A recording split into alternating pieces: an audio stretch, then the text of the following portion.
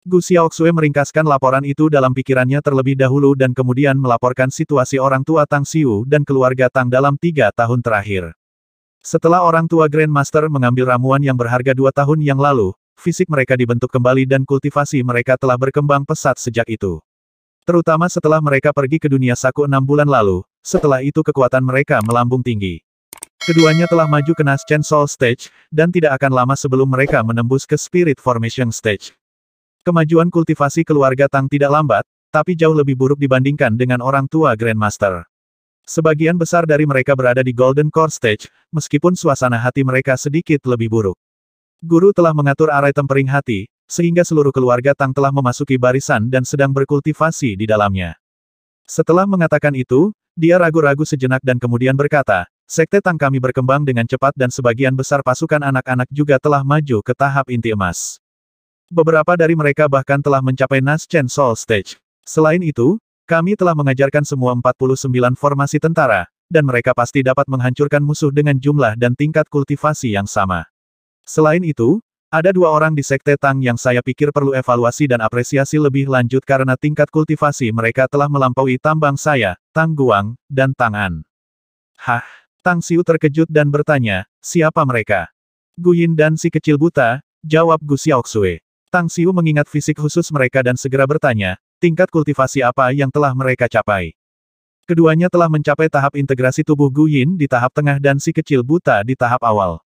Tang Guang pernah berdebat dengan tuan kecil bibi Gu Yin, dan dia telah dikalahkan dengan buruk, tambah Gu Xiaoxue. Senyum naik ke wajah Tang Xiu saat dia mengangguk. Kemajuan mereka benar-benar luar biasa cepat, meskipun saya sudah lama mengharapkannya. Ngomong-ngomong, beritahu aku sisanya.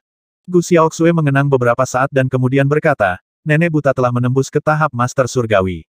Dibandingkan dengan seni kultivasi yang kami sediakan di sini, kekuatannya sebanding dengan para ahli di tahap integrasi tubuh. Master Paman Chen Zizong, di sisi lain, telah maju ke tahap akhir integrasi tubuh. Bagaimana dengan Sui Yu, di mana dia sekarang? Tanya Tang Xiu. Saya tidak punya berita tentang dia, kata Gu Xiaoxue. Tang Xiu mengangguk perlahan dan kemudian berkata, aku memberimu 3 hari untuk membawa semua murid Tang Sekte dari seluruh dunia kembali ke Pulau Sembilan Naga. Sekarang bentuk embrionik dari pasukan Sekte Tang telah mulai terbentuk, saatnya bagi saya untuk mengatur kembali pasukan Sekte ini. Dimengerti. Gu Xiaoxue tampak bingung, tapi dia mengangguk dan menurut. Di istana, tepat setelah Tang Xiu dan Gu Xiaoxue memasuki istana, aroma harum menyapa mereka, dan Su Lingyun yang sekarang tampak muda datang melayang di depan mereka. Siwer, Yaner, wajah tersenyum Su Lingyun sangat cerah. Meskipun mereka semua telah tinggal di Pulau Sembilan Naga, dia hanya bertemu Tang Xiu 1 kali ketika dia meninggalkan pagoda indah 2 kali dalam 3 tahun terakhir. Impian Tang Xiu pada suatu waktu adalah untuk membawa dan membantu ibunya memulai jalur kultivasi. Sekarang setelah dia melihat ibunya tampak begitu cemerlang, anggun, dan penuh semangat, dia tidak bisa menahan perasaan sedikitpun. Su Lingyun tersenyum, menarik tangan Gu Yaner dan berkata, kalian anak-anak tetap tinggal di pagoda yang indah sepanjang waktu. Saya selalu ingin melihat Anda di sana, tetapi Yunde tidak pernah membiarkan saya. Dia mengatakan bahwa saya akan mengganggu kultivasi Anda. Tapi ya, kamu sudah tinggal bersamanya selama 3 tahun di sana, kenapa kamu tidak mengandung anak? Datang lagi. Tang Xiu tercengang, tapi Gu Yaner memerah dan menundukkan kepalanya tanpa kata. Yaner, Siwer agak berkulit tipis dan kepalanya selalu penuh kultivasi. Saya tahu bocah ini telah menyelesaikan banyak hal dan usahanya sangat penting.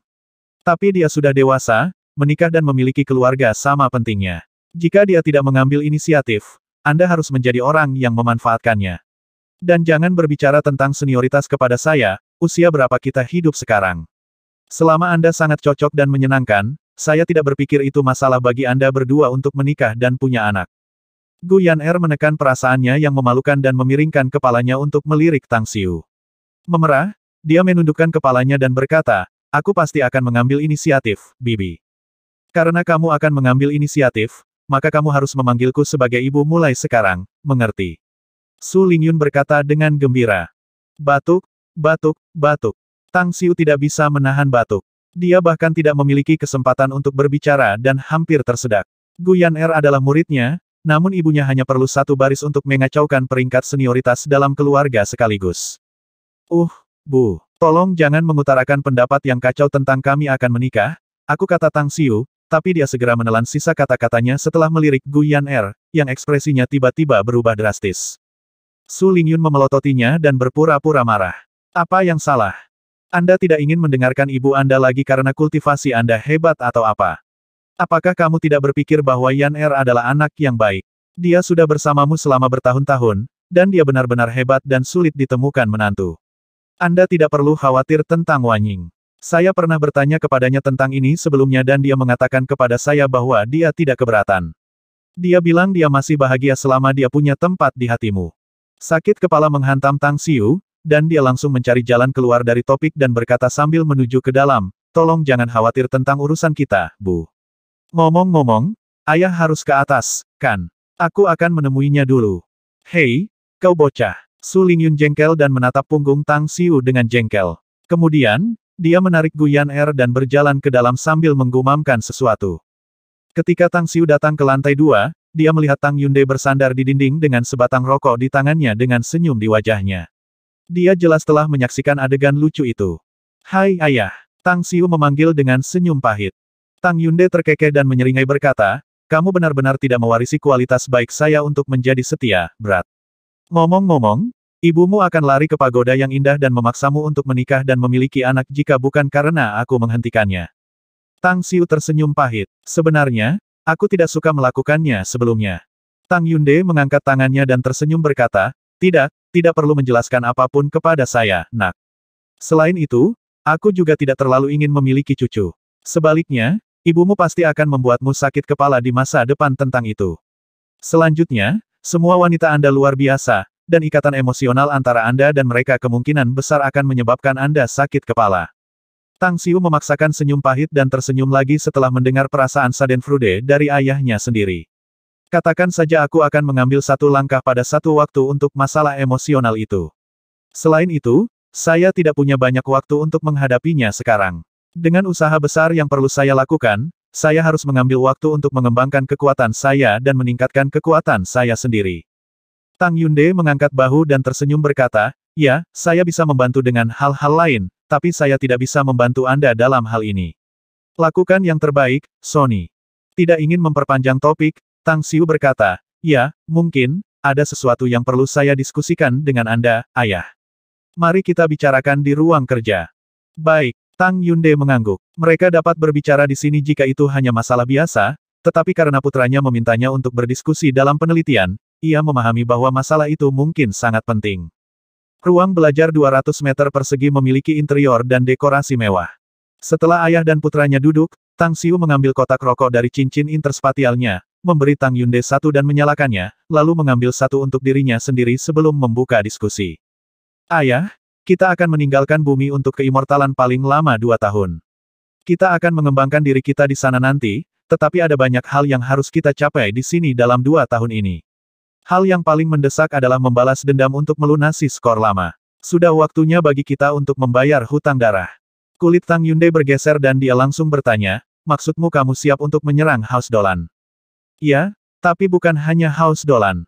Tang Xiu mengangguk. 3 organisasi teratas di dunia serta agen intelijen pertama di dunia, Dark Queen. Mereka seperti tumor jahat. Jika kita tidak memusnahkan organisasi dan klan ini, sangat mungkin mereka akan menyebabkan kekacauan besar di masa depan. Luar biasa di wajahnya, Tang Yunde bergumam, bagaimana mungkin untuk mencapai ini, Siwer? Organisasi dan klan itu memiliki warisan yang dalam dan hanya satu kata yang bisa menggambarkannya menakutkan. Bisakah Sekte Tang kita berurusan dengan banyak organisasi dan klan ini pada saat yang sama? Ayah, apalagi organisasi dan klan ini, Tang Sekte dapat dengan mudah menaklukkan seluruh dunia jika mereka juga musuh kita. Selain itu, ada juga tujuan lain yang ingin saya capai. Untuk memulai, Tang Xiu menjawab dengan percaya diri. Apa tujuan itu, tepatnya? Tang Yunde bertanya dengan rasa ingin tahu. Ini tentang 200.000 anak di tentara, kata Tang Xiu perlahan. Mereka sekarang memiliki kekuatan yang hebat, jadi aku perlu mencari musuh agar mereka bisa melatih mereka sebagai prajurit. Setelah itu, saya ingin membentuk tentara Sekte Tang. Maksudmu, kamu akan mengirim anak-anak itu untuk berurusan dengan 4 organisasi besar dan House Dolan. Tang Yunde terkejut. Tidak, benar-benar tidak. Mereka terlalu muda, yang tertua di antara mereka hanyalah remaja berusia 17 tahun. Anda hanya mendorong mereka ke kematian mereka jika Anda mengirim mereka. Ini adalah sesuatu yang tidak kamu mengerti, ayah, Tang Xiu melanjutkan. Bunga-bunga di rumah kaca tidak pernah bisa menahan angin dan hujan. Dunia immortal sama sekali tidak hebat. Itu adalah tempat yang brutal dengan banyak intrik, perang, dan pembunuhan hampir di mana-mana. Anak-anak harus menjalani pelatihan brutal dan berkelahi saat mereka dapat berpikir. Dunia itu adalah tempat yang tidak manusiawi di mana dewa melahap satu sama lain, dan hanya mereka yang mengasah dan mengasah diri sendiri untuk menjadi bilah tajam yang bisa bertahan dan hidup lebih lama. Tapi, Tang Yunde ingin terus berdebat. Namun, Tang Xiu mengangkat tangannya untuk mengganggunya dan berkata, kamu juga tahu bahwa batu giok yang tidak berharga, dan baja tidak akan dibuat tanpa seluruh temper. Musuh yang akan kita hadapi di masa depan sangat kuat, dan jika mereka tidak bisa tumbuh dengan cepat sekarang, mereka hanya akan menemui kematian di masa depan di tangan musuh-musuh ini. Siapa sebenarnya musuh kita, Siwer? Tanya Tang Yunde buru-buru. Tang Xiu berpikir sejenak, tapi kemudian perlahan-lahan menggelengkan kepalanya dan berkata, ini belum waktunya untuk memberitahumu tentang itu, ayah. Yang perlu Anda lakukan sekarang adalah pergi keluar untuk berkultivasi dan berusaha untuk menerobos ke ranah yang lebih tinggi sebelumnya. Dunia immortal adalah tempat di mana yang kuat dihormati. Jika kita tidak ingin diinjak-injak dan mati di bawah pisau daging musuh, kita harus mengambil waktu untuk membuat diri kita lebih kuat. Selanjutnya, saya juga akan membutuhkan bantuan Anda untuk yang ini di masa depan. Tang Yunde mengangguk dan berkata dengan suara yang dalam, saudara-saudara yang berdarah adalah mereka yang bisa diandalkan ketika bertarung dengan harimau sementara ayah dan anak harus bersatu ketika berperang dalam perang. Aku tidak akan menjadi bebanmu tidak peduli siapa musuhnya. Saya akan bertarung bersama Anda. Aku menantikan hari ketika kau dan aku bertarung berdampingan, ayah, jawab Tang Xiu sambil tersenyum. Tang Yunde sangat menyadari kekuatannya sendiri dan betapa kuatnya putranya. Dia telah memutuskan dalam hati bahwa dia harus pergi keluar dalam kultivasi di masa depan. Terlepas dari apakah dia dapat mengejar ketinggalan dengan putranya dalam waktu singkat, dia bersumpah untuk tidak ketinggalan terlalu jauh. Dia merokok, memiringkan kepalanya dan berkata, ngomong-ngomong, aku akan segera menghubungi kedua pamanmu untuk memberitahu mereka tentang masalah ini. Mereka telah menunggu hampir 3 dekade untuk membalas dendam. Saya akan memberitahu mereka untuk bersiap-siap dengan cepat. Tidak, jangan terburu-buru, ayah, kata Tang Xiu buru-buru. Mengapa? Tang Yunde menatap kosong dan bingung. Aku sepenuhnya percaya pada dua paman, tapi aku tidak bisa menjamin sisanya di sekitar mereka tidak melayani kepentingan orang luar. Tang Xiu berkata, jika Anda memberitahu mereka situasi sekarang dan orang-orang mereka membocorkannya, kita dapat mengharapkan masalah. Kamu benar, Tang Yunde mengangguk. Kalau begitu aku akan menunggu sebentar sebelum memberi tahu mereka. Angin dingin berhembus di laut yang luas, sementara Pulau Sembilan Naga tertutup cuaca yang hangat seperti musim semi. Pada hari ketiga diskusi rahasia antara Tang Xiu dan ayahnya, bulan yang cerah tergantung di langit malam dan menyemprotkan cahayanya untuk menerangi beberapa bagian dunia. Di tengah pulau, di aula yang cukup besar untuk menampung puluhan ribu orang, semua murid Tang Sek telah dipanggil kembali, bahkan para murid yang melakukan misi penting di seluruh dunia telah bergegas kembali pada saat ini. Aula pertemuan itu sunyi senyap, dan ratusan murid tingkat tinggi Tang Sek sedang menonton Tang Xiu, yang duduk di podium tanpa suara, menunggu pengumuman penting yang akan dibuat olehnya. Sebenarnya, itu sama sekali tidak salah. Mereka semua adalah orang-orang dengan otak. Panggilan seperti itu berarti bahwa Sekte Master Tang Xiu memiliki sesuatu yang penting untuk diumumkan karena tidak ada preseden dari pertemuan seperti itu sejak berdirinya Sekte Tang. Semua orang telah tiba, Grand Master. Gu Xiaoxue, yang berdiri di podium, meletakkan tangan kanannya di dada kirinya dan melaporkan dengan hormat. Tang Xiu perlahan mengangguk. Dia kemudian berdiri tegak dan perlahan-lahan menyapu wajah semua orang di aula sebelum matanya akhirnya mendarat di wajah Gu Yan'er, yang kemudian sedikit mengangguk padanya sebagai tanggapan. Setelah itu, Tang Xiu menarik napas dalam-dalam dan berkata dengan suara yang dalam, ada beberapa hal yang akan saya umumkan kali ini, dan salah satunya adalah bahwa saya menyatakan menghilangnya Sekte Tang sepenuhnya mulai dari sekarang dan seterusnya. Apa? Ratusan murid tingkat tinggi dari Tang Sekte mengenakan wajah tidak percaya. Saya sudah membahas keputusan ini dengan Gu Yan'er dan dengan demikian, memutuskan untuk membubarkan Tang Sekte untuk membangun kekuatan baru. Mulai sekarang dan seterusnya, kita akan dikenal sebagai Kekaisaran Tang Besar. Tang Xiu melanjutkan dengan suara yang dalam. Kekaisaran Tang Besar. Hati semua orang bergetar ketika mata mereka terpaku menatap Tang Xiu, ingin tahu apa berita mengejutkan lainnya yang akan dikatakan Tang Xiu selanjutnya. Lebih jauh, aku telah memutuskan untuk menetapkan tenggat waktu 2 tahun sebelum kita meninggalkan bumi untuk dunia immortal. Tang Xiu melanjutkan, karena itu Itu akan menjadi bendera kekaisaran Tang besar yang akan memasuki dunia immortal tempat kita akan tinggal 2 tahun kemudian. Bisakah Anda menguraikan tentang pendirian kekaisaran Tang besar, Tuan Besar? Tanya Gu Xiaoxue dengan hormat. Tang Xiu mengangguk sebagai tanggapan dan berkata, untuk saat ini, aku akan memberitahumu tentang struktur kekaisaran Tang besar. Kekaisaran akan dibagi menjadi 6 badan otoritas. Mereka masing-masing adalah Kementerian Urusan Militer, Kementerian Urusan Politik, Kementerian Intelijen, Kementerian Eksekusi, Kementerian Keuangan, dan terakhir, Paviliun Monster Surgawi. Selanjutnya adalah pengangkatan personel. Kementerian Urusan Militer terdiri dari 4 kelompok tentara utama, yaitu naga, harimau, burung pipit, dan korps perang. Tang Guang akan mengambil alih komando tentara naga, Mo Au akan memimpin tentara harimau, Hao Lei akan menjadi komandan pasukan Sparrow, dan Chen Shaohua akan memimpin pasukan bela diri. Keempat pasukan utama ini akan bertanggung jawab untuk menjaga wilayah yang diduduki oleh Kekaisaran Tang besar di dunia immortal di masa depan, dan mereka akan ditempatkan di 4 wilayah di timur, selatan, barat, dan utara wilayah masing-masing. Kementerian Urusan Politik akan dipimpin oleh Tang Yunpeng sebagai kepala dan Mo Awen sebagai wakilnya. Kalian berdua bertanggung jawab untuk mengelola urusan pemerintahan kekaisaran dan memimpin rakyat kekaisaran besar menuju kemakmuran dan kehidupan yang berkembang. Kementerian Intelijen akan dikelola oleh Jin Si dan Ye Sisan, di mana Ye Sisan akan bertindak sebagai wakil untuk membantu Jin Si dalam membangun jaringan intelijen. Jaringan harus dipusatkan di wilayah Kekaisaran Tang besar dan kemudian diperluas ke segala arah. Saya berharap bahwa kecerdasan Kementerian Intelijen memasuki semua tingkat masyarakat di seluruh dunia immortal. Tangan akan mengambil alih komando Kementerian Eksekusi, bersama dengan Feng Yang dan Sui Gui sebagai deputi. Perlu diingat bahwa saya membutuhkan banyak mesin pembunuh yang dapat menghilang tanpa jejak dan tetap tidak terlihat. Saya berharap bahwa musuh yang akan kita hadapi di masa depan semua akan dinetralkan oleh Anda diam-diam. Adapun Kepala Departemen Keuangan, itu akan diasumsikan oleh Gu Xiaoxue, dan Tang Min akan bertindak sebagai wakilnya. Anda mengendalikan keuangan dan perbendaharaan Kekaisaran Tang besar. Kerajaan tidak akan pernah berkembang tanpa bantuan sumber daya keuangan dan perbendaharaan yang sangat besar, jadi saya harap Anda berdua dapat mengelola urusan dengan baik. Anda harus berusaha untuk tidak membiarkan Kekaisaran Tang besar kekurangan pasokan sumber daya kultivasi. Terakhir, Teng Nu akan memegang posisi Celestial Monster Pavilion S kepala bersama dengan Star Devourer Insect. 35.680 monster besar akan berada di bawah komandermu, yang semuanya bertanggung jawab untuk menjaga tanah suci Kekaisaran Tang besar kita dan memberantas semua musuh kuat dengan semua kekuatanmu setiap kali kita menghadapi krisis. Setelah Tang Xiu mengumumkan sampai titik ini, ekspresinya menjadi tegas dan bertanya dengan suara yang dalam, katakan padaku, apakah kamu semua siap untuk tanggung jawab ini? Drap, semua orang yang namanya disebutkan bangkit dari kursi mereka dan berteriak. Iya Pak, Tang Xiu mengangguk dengan puas dan melanjutkan, saya ingin menekankan pada 4 korps berikutnya. Pada hari-hari berikutnya, saya ingin semua 200.000 tentara anak-anak dimasukkan ke dalam 4 korps. Setiap korps akan terdiri dari 50.000 dari mereka. Selama 2 tahun ke depan, saya akan memilih musuh yang akan Anda hadapi sebagai jejak pendek dan pelatihan untuk menunjukkan semua kemampuan dan bakat Anda.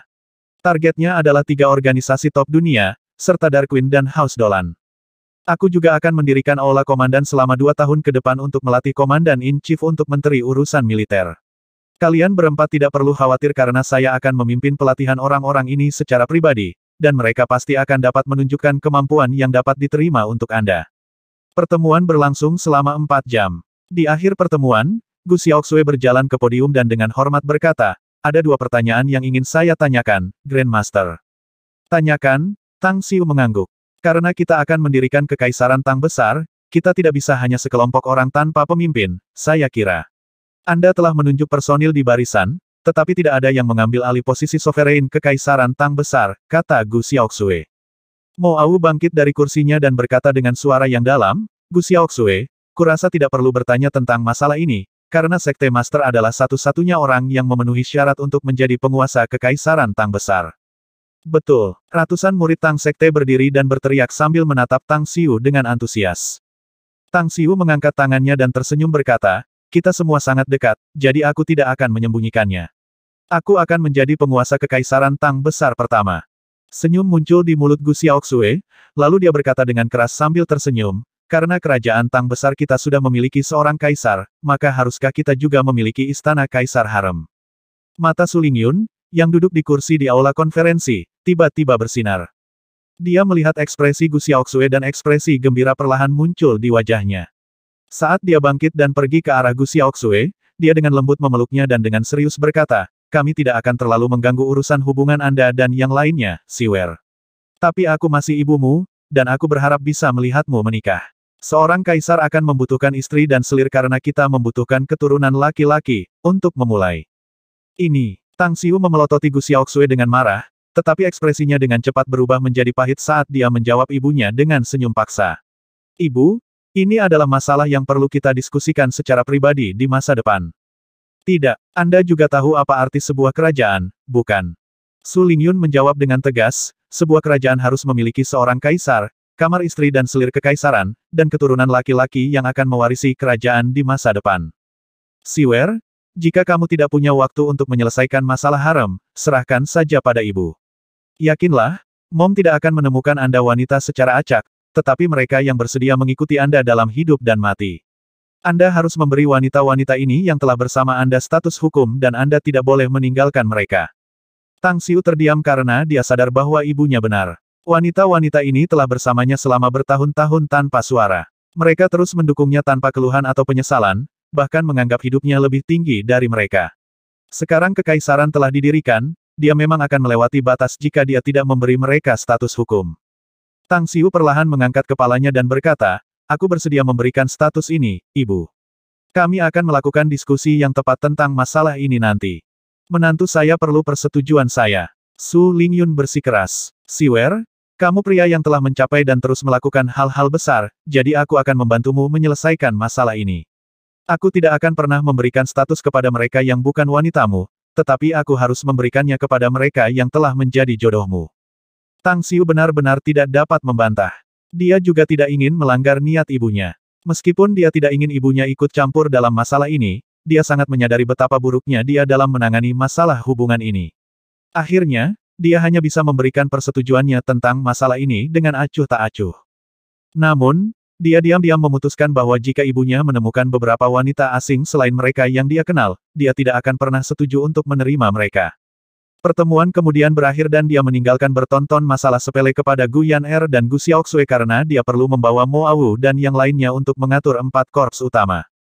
Bulan mengirimkan sinar bulannya yang berkabut. Di ruang tamu di lantai 2 istana, Su Lingyun memegang tangan Gu Xiaoxue. Senyum menggantung di wajahnya yang anggun ketika dia berkata, Xiaoxue, kau benar-benar anak terbaikku. Seandainya Anda tidak akhirnya membela masalah ini, saya khawatir bocah bodoh itu akan terus merasa enggan untuk menyelesaikan masalahnya dengan para wanitanya sampai sekarang. Sayangnya, akan sangat bagus jika Anda juga menantu perempuan saya. Wajah tersenyum Gu Xiaoxue tiba-tiba membeku, tetapi sebuah kemegahan luar biasa tiba-tiba berkilauan di matanya. Wajah Tang Xiu dan Gu Yan'er terus muncul di pikirannya dan memicu pergumulan di hatinya. Akhirnya, setelah pergantian yang terus-menerus dalam perasaannya, dia menggertakkan giginya dan berkata, sebenarnya, aku akan senang kalau aku bisa. Datang lagi. Su Lingyun keluar sebentar dan matanya membelalak. Ketika dia melihat Gu Xiaoxue menurunkan kepalanya dan memerah dari satu telinga ke telinga lainnya, dia tiba-tiba menyadari sesuatu, menepuk tangannya dan tertawa. Hehehe, bagus, bagus, bagus. Xiaoxue, sungguh merupakan berkah bagi Siwer untuk berpikir bahwa dia bisa mendapatkan perawatanmu. Karena itu, dia segera mengambil buku register merah di sebelahnya dan menulis nama Gu Yan'er di halaman pertama, dan kemudian Gu Xiaoxue di halaman kedua. Mulut Gu Xiaoxue terbuka, tapi dia menelan kembali apa yang ingin dia katakan. Meletakkan buku register, Su Lingyun kemudian menatap Gu Xiaoxue dan berkata, saya mengerti kekhawatiran Anda, Xiaoxue. Siwer adalah Grandmaster Anda menurut senioritas. Namun, saya pikir mereka yang berkultivasi di jalan keimortalan tidak perlu lagi berpegang pada hal sepele seperti itu. Tuanmu bisa menjadi wanita Siwer, jadi mengapa kamu tidak bisa? Saya juga selalu berpikir bahwa senioritas hierarkis itu penting, tetapi sekarang saya mengerti bahwa selama Anda dengan tulus mencintai seseorang, apa bedanya kesenjangan dalam generasi ketika datang ke seseorang yang Anda cintai? Taruh saja kekhawatiran di hatimu, aku akan bicara dengan Yan'er nanti. Gu Xiaoxue menundukkan kepalanya sementara wajahnya memerah. Su Lingyun meraih tangannya dan tersenyum berkata, Xiaoxue, alasan aku memanggilmu adalah bahwa aku ingin kamu memberiku beberapa rekomendasi untuk menulis beberapa nama dalam daftar ini. Kamu cukup dekat dengan Siwer, jadi kamu harus tahu beberapa dari mereka. Gu Xiaoxue ragu-ragu sebelum mengangguk dengan lembut. Aku tahu beberapa dari mereka. Mata Su Lingyu berbinar. Dia segera mengangguk dan berkata, katakan padaku. Saya akan menulis nama mereka di sini. Kang Xia, Mo Wanying, dan Ouyang Lulu. Anda juga harus tahu hubungan antara ketiganya dengan Grandmaster, kata Gu Xiaoxue. Saat mendaftarkan nama-nama itu, Su Lingyun berkata, jangan menyebut Siwer sebagai Grandmaster lagi, Xiaoxue. Panggil namanya secara langsung. Saya kenal ketiga gadis ini dan sangat akrab dengan mereka juga. Siapa lagi selain mereka? Sueyu, tambah Gu Xiaoxue. Senyum Su Lingyun menjadi sedikit lebih tebal saat dia menulis nama Sueyu di halaman ke-6. Dia kemudian bertanya lagi, apakah ada lagi? Gu Xiaoxue ragu-ragu sejenak dan kemudian berkata, Zhang Xinya dan Zhang Xinyu. Su Lingyun menulis nama mereka di halaman ke-7 dan ke-8. Kemudian, dia mengangguk dan berkata, saya suka saudara kembar itu. Saya lakukan. Dulu Xinya adalah bintang besar dan dewi yang cukup terkenal di mata banyak orang. Saya mendengar bahwa Xinyu juga seorang wanita yang luar biasa. Dia menemukan dan menjalankan bisnisnya sendiri dan menghasilkan kehidupan yang hebat. Apakah kamu kenal orang lain? Gu Xiaoxue menggelengkan kepalanya dan berkata, saya tidak tahu tentang yang lain. Su Lingyun mengangguk puas dan kemudian berkata, 8 kandidat. Meskipun jumlahnya jauh berbeda dengan Tripala Chess dan Six Chambers yang menampung 72 selir kekaisaran pada zaman kuno, itu sudah banyak bagi Siwer. Tiba-tiba, pintu diketuk dan kepala kecil mencuat keluar. Ketika perempuan itu melihat Su Lingyun dan Gu Xiaoxue di dalam, senyum cerah muncul di wajah yang lembut dan cantik dan dia mendorong pintu dan berjalan ke dalam. Setelah dengan cepat mendekati Su Lingyu, dia tertawa kecil dan berkata, Bibi, saya pergi ke Eropa beberapa hari yang lalu dan membeli tas Chanel untuk Anda. Silakan lihat dan lihat apakah Anda menyukainya. Pergi ke Eropa dan membeli tas Chanel beberapa hari yang lalu. Su Lingyun dan Gu Xiaoxue saling bertukar pandang, dan keduanya bingung apakah mereka harus menangis atau tertawa. Andi telah berada di Nine Dragon Islands selama lebih dari setengah tahun. Kenapa dia pergi ke Eropa beberapa hari yang lalu? Itu hanya omong kosong, meskipun tas Chanel itu memang cantik. Su Lingyun dan Gu Xiaoxue menahan dorongan mereka untuk terkekeh dan tersenyum. Mereka bisa melihat, wajah Andi yang dengan jelas menggambarkan motif tersembunyinya. Su Lingyun baru saja menerima tas tangan darinya dan dengan senang hati mengangguk sambil tersenyum. Kamu baik sekali. Ini adalah tas yang indah, dan banyak lainnya pasti akan iri ketika saya pergi berbelanja nanti. Terima kasih, Andi. Tolong, lupakan saja. Ini hanya kesalehan berbakti saya kepada Anda, kata Andi buru-buru. Bakti, ya, itu memang terlihat seperti kesalehan anak. Memikirkannya secara mendalam dengan suasana hati yang bahagia, Su Lingyun kemudian berkata, ya, saya saat ini sedang mendiskusikan daftar kandidat untuk harem Siwer, Andi. Saya sudah menulis nama Kang Xia. Apakah Anda memiliki nama lain yang bisa saya daftarkan? Andi buru-buru berjongkok dan memegang nama Su Lingyun dan menjawab sambil tersenyum, mengapa kamu tidak menulis namaku, Bibi? Dengan senang hati saya mendaftarkan nama saya. Puff hahaha. Su Lingyun tertawa terbahak-bahak, sementara Gu Xiaoxue bingung apakah dia harus menangis atau tertawa, menatap Andi dengan kagum. Dia benar-benar berani mencintai dan menghadapi penyesalan yang sama. Dalam hal ini, Gu Xiaoxue mengakui bahwa dia sangat jauh dari menjadi pasangan Andi. Su Lingyun meraih register sambil tersenyum dan menulis nama Andi di halaman ke-9. Kemudian, dia tersenyum bertanya, bagaimana kalau sekarang? Apakah kamu sekarang bahagia? Sangat senang dan puas. Terima kasih Ibu. Senyum cerah terpampang di wajah Andi yang indah dan cantik saat dia mengangguk berulang kali. Ibu, senyum bahagia di wajah Su Lingyun menjadi lebih cemerlang, sementara Gu Xiaoxue di sebelahnya diam-diam mengangkat jempolnya ketika Su Lingyun tidak memperhatikan. Pergantian alamat yang begitu cepat. Setelah beberapa saat, Andi meninggalkan ruangan itu dengan gembira dan pintu diketuk lagi ketika Gu Xiaoxue hendak pergi. Mengenakan jubah hitamnya yang biasa tetapi tanpa topengnya yang biasa, Tang An berjalan masuk dengan rambut hitamnya yang berkibar-kibar dan membawa semangkuk sup 8 biji teratai berharga. Saat dia dengan santai datang ke depan Su Lingyun, dia dengan lembut melirik Gu Xiaoxue, tersenyum, dan kemudian berbicara dengan Su Lingyun dengan lembut, aku belum melihatmu makan malam-malam ini, jadi aku membawa sup 8 biji teratai berharga ini untukmu dari dapur. Apakah Anda ingin memilikinya? Setelah mengatakan itu, bagaimanapun, Tang An sedikit memerah. Su Lingyun memasang tatapan curiga dan ragu-ragu. Kamu siapa, Nona? Aku Tang An, jawab Tang An lembut. Tang An. Meskipun Su Lingyun telah melihat Tang An berkali-kali, ini adalah pertama kalinya dia melihat wajah aslinya. Dia tidak pernah bermimpi bahwa Tang An benar-benar tiada bandingnya, keindahan yang menggerakkan jiwa. Namun, pikiran pertama yang muncul di benak Su Lingyun adalah kasihan. Gadis yang sangat cantik, namun dia tidak pernah berpakaian dengan benar dan selalu mengenakan jubah hitam dan bahkan mengenakan topeng perunggu di wajahnya. Baiklah, aku akan meminumnya. Saya terutama menyukai sup 8 biji teratai yang berharga ini. Belum lama berselang sejak Su Lingyun makan, tetapi dia tidak mengungkapkannya pada Tang An dan mengambil semangkuk sup dan meminum setengahnya sebelum dia menaruhnya di meja teh. Setelah itu, dia meraih tangan Tang An dan menariknya untuk duduk di sebelahnya. Tangannya yang lain mengambil buku register dan kemudian bertanya dengan suara lembut, ada 9 nama yang sudah tertulis di register ini. Apakah Anda ingin saya menambahkan nama Anda ke dalamnya? Tang An memiringkan kepalanya dan diam-diam melirik Gu Xiaoxue. Yang terakhir mengenakan tampilan lucu dan menggoda di wajahnya dan membuat hatinya melemah. Dia segera menundukkan kepalanya dan memerah dari telinga ke telinga lalu sedikit mengangguk. Senyum Su Lingyun sangat cemerlang, dan dia membuka halaman ke-10 untuk menuliskan nama Tang An di atasnya. Kemudian, dia tersenyum berkata, panggil aku ibu nanti, mengerti? Kemerahan di wajah Tang An menjadi lebih merah seperti matahari yang berapi-api ketika dia mengangguk dengan lembut. Tiba-tiba, dia menatap Su Lingyun dan berkata, Ibu B bisakah kamu menulis nama lain? Nama siapa? Su Lingyun bingung. Gong Waner, kata Tang An. Su Lingyun terkejut. Apakah Gong Waner dan Siwer memiliki jenis?